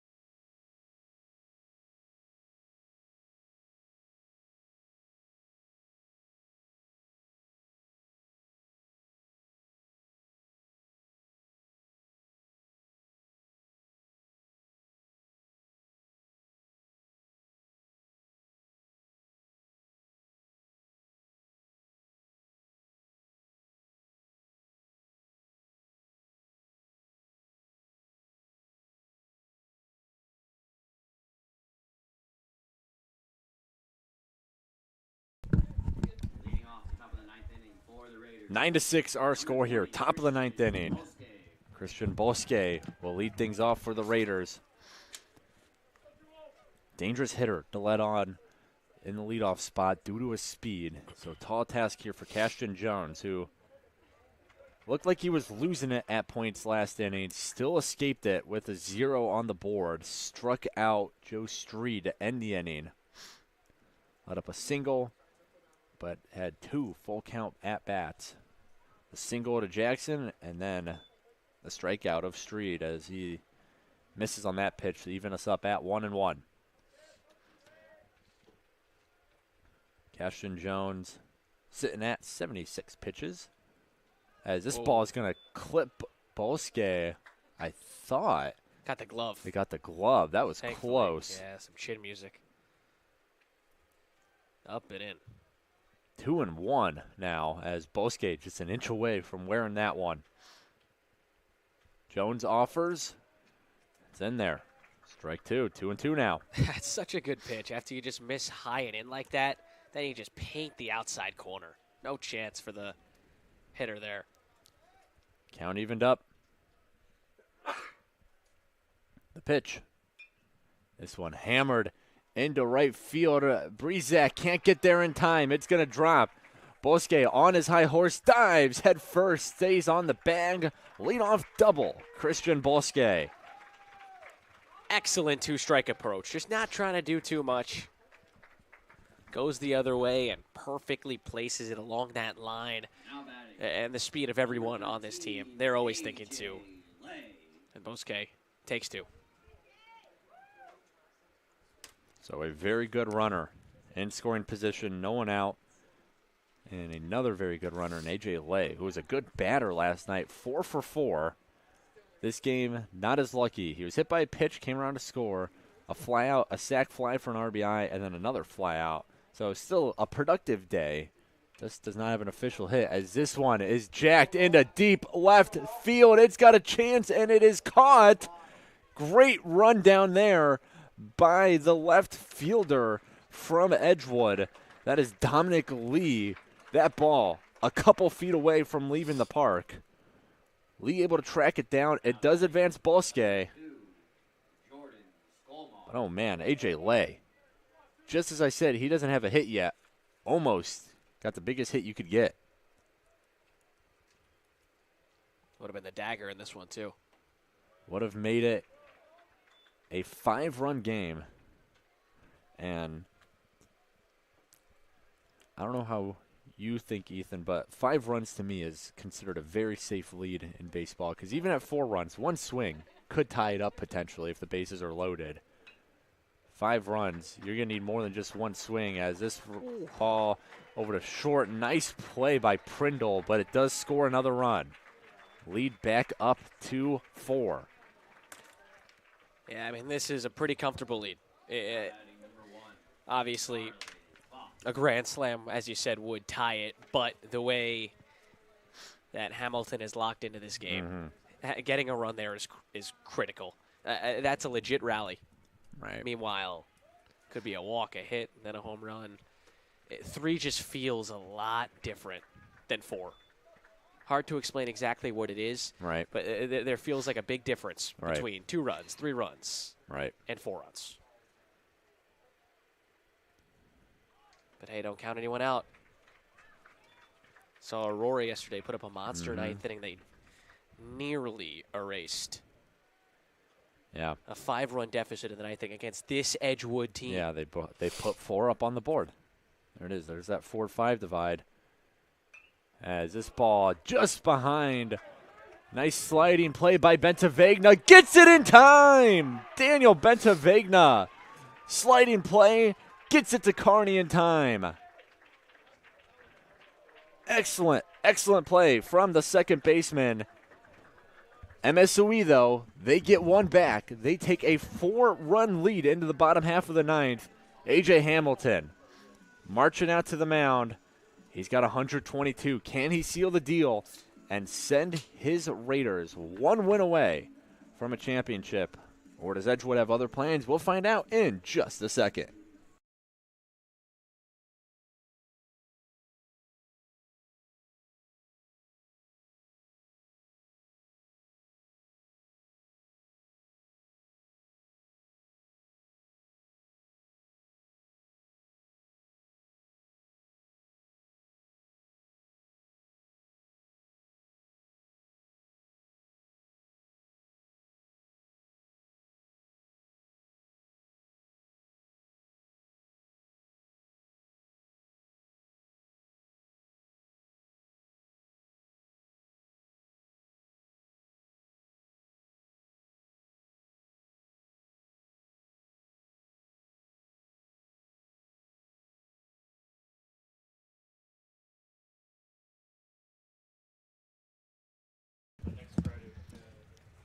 3 outs away.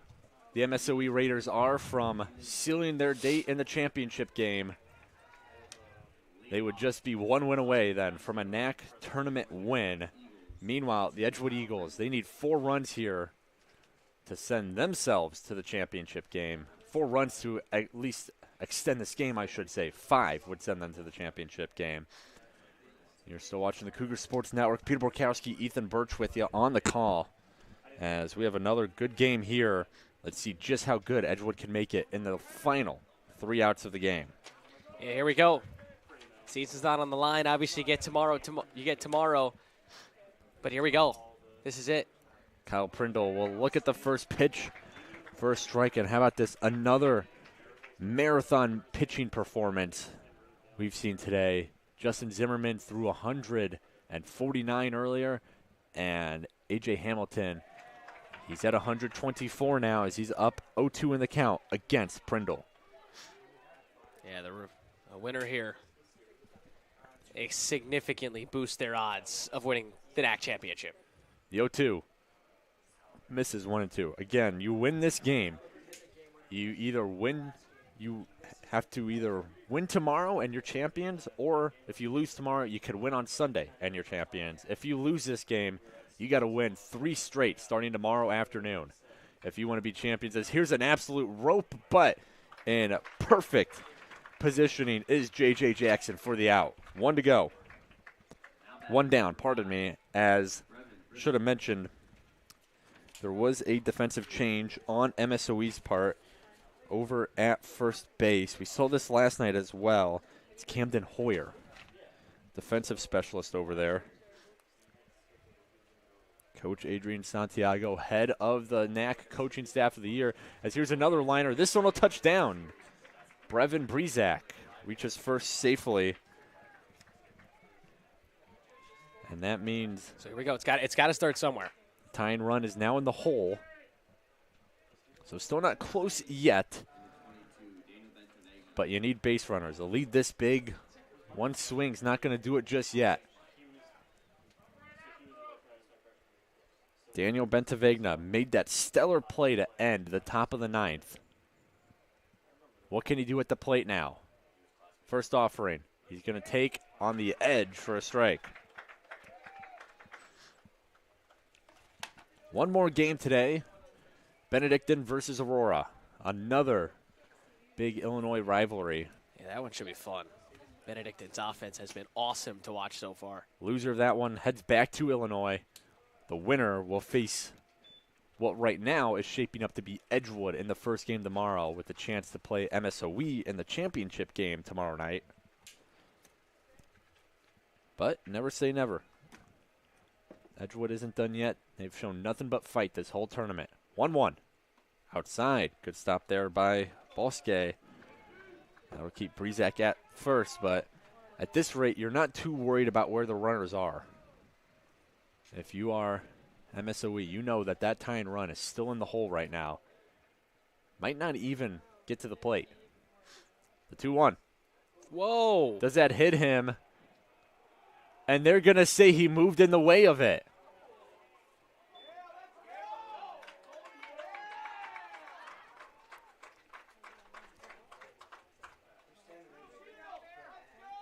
So now a conversation. First place umpire telling Bentavegna, don't come any closer.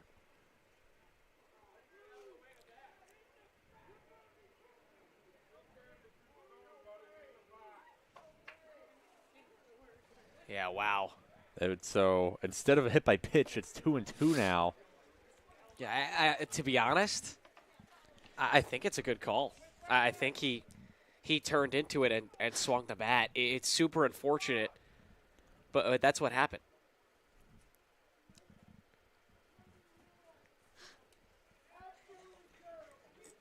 Al Brezak, the head coach of the Eagles,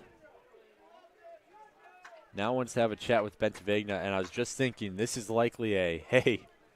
Cool it. Cool Cool it it down. Let's reset. Let's take a deep breath. I mean, You and me. Let's go. Figure it out. you can expect after something like that, Bentavegna just to go up and absolutely swing out of his shoes out of frustration. And Coach Breezak, he's telling him, hey, don't change your approach. Bad call, right call, whatever it may be. Don't do anything stupid here. 2-2 count to Daniel Bentavegna. Thought he got hit by a pitch. First base umpire said no.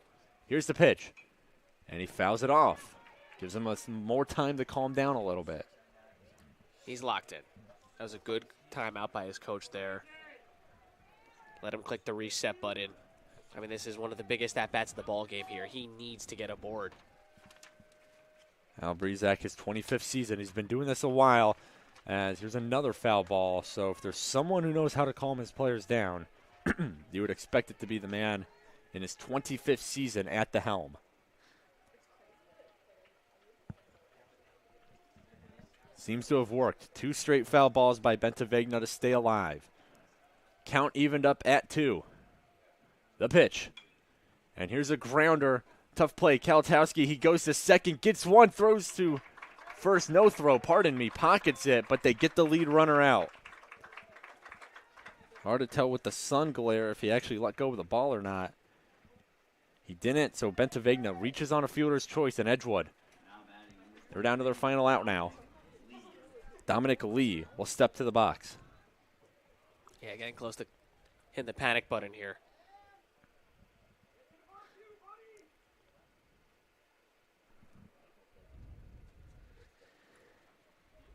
No more room for error. It's now or never. To book your trip to the championship. Here's Dominic Lee. Tying run still in the hole. And he swings, and that's going to prolong the game. Base knock into left field.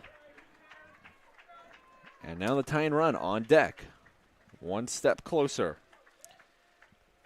I mean, just looking ahead right here, if Kelly and Davis can get this to the top of the order for Toiver, you're talking about not only just tying this game, you're talking about an opportunity to win it. Carter Kelly and his 2 at-bats since entering the game. A single and a run, and then a hit by pitch. His first offering, and that's going to be a looper to the first baseman. Hoyer, who grabs it, steps on the bag for the out. And the MSOE Raiders, 1 win away from sealing the deal and winning the tournament. MSOE 10, Edgewood 6. So a final of 10-6 here, as we'll have a chance to look over some of the statistics.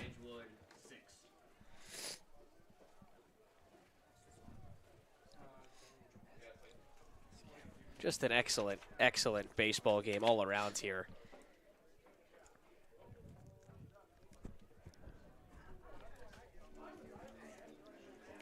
It was MSOE the whole way, though. And that was the story from the get-go.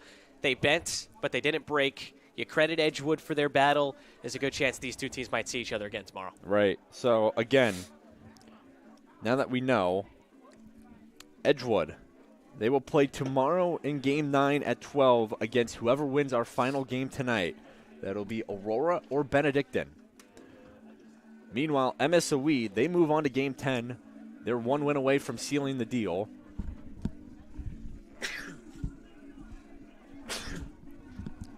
The MSOE, whoever wins that Game 9 between Edgewood and Aurora/Benedictine, that's who MSOE will face. If MSOE loses that game, they will have another chance on Sunday to seal the deal. So neither of these teams are done, just in very different spots. Edgewood, they got to win 3 straight for a title. MSOE, they just got to win 1 of their next 2. Meanwhile, let's go over some of the final statistics while we wait for a post-game interview. Edgewood and MSOE, the Raiders take this one 10-6 as MSOE scores 10 runs on 9 hits. They commit 1 error.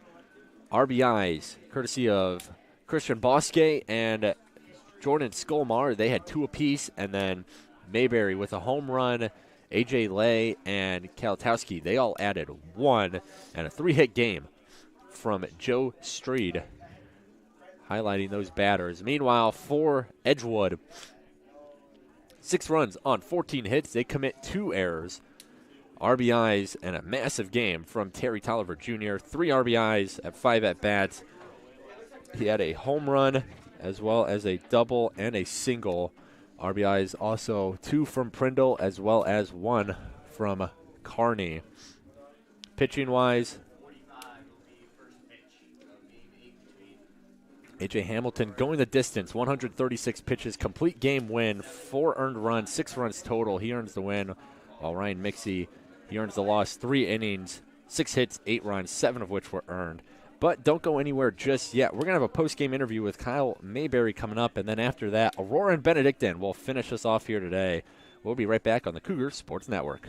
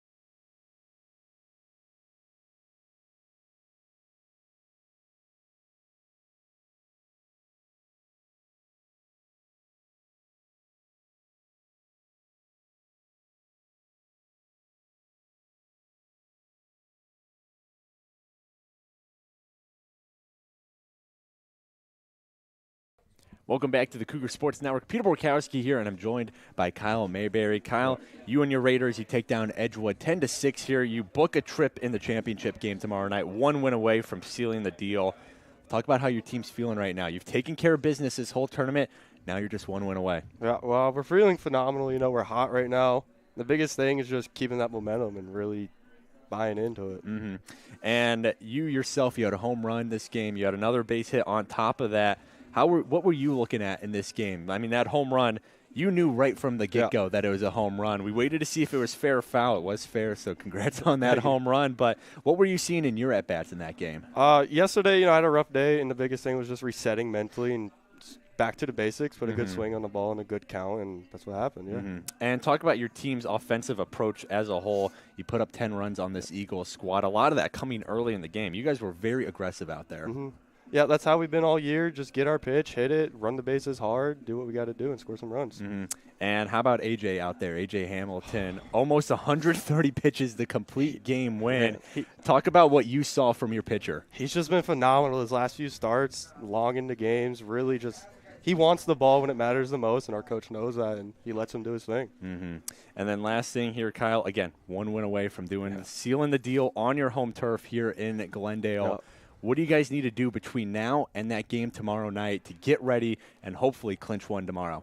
Really enjoy the feeling now, lock in, and focus up. That's right. Well, Kyle, thanks for joining me. Congrats on the win, and good luck tomorrow. Thank you. The Raiders, they'll be back in action in the championship game tomorrow night, but don't go anywhere just yet. Aurora and Benedictine, they're about to face off in roughly 30 minutes in our final game of tonight on the Cougar Sports Network.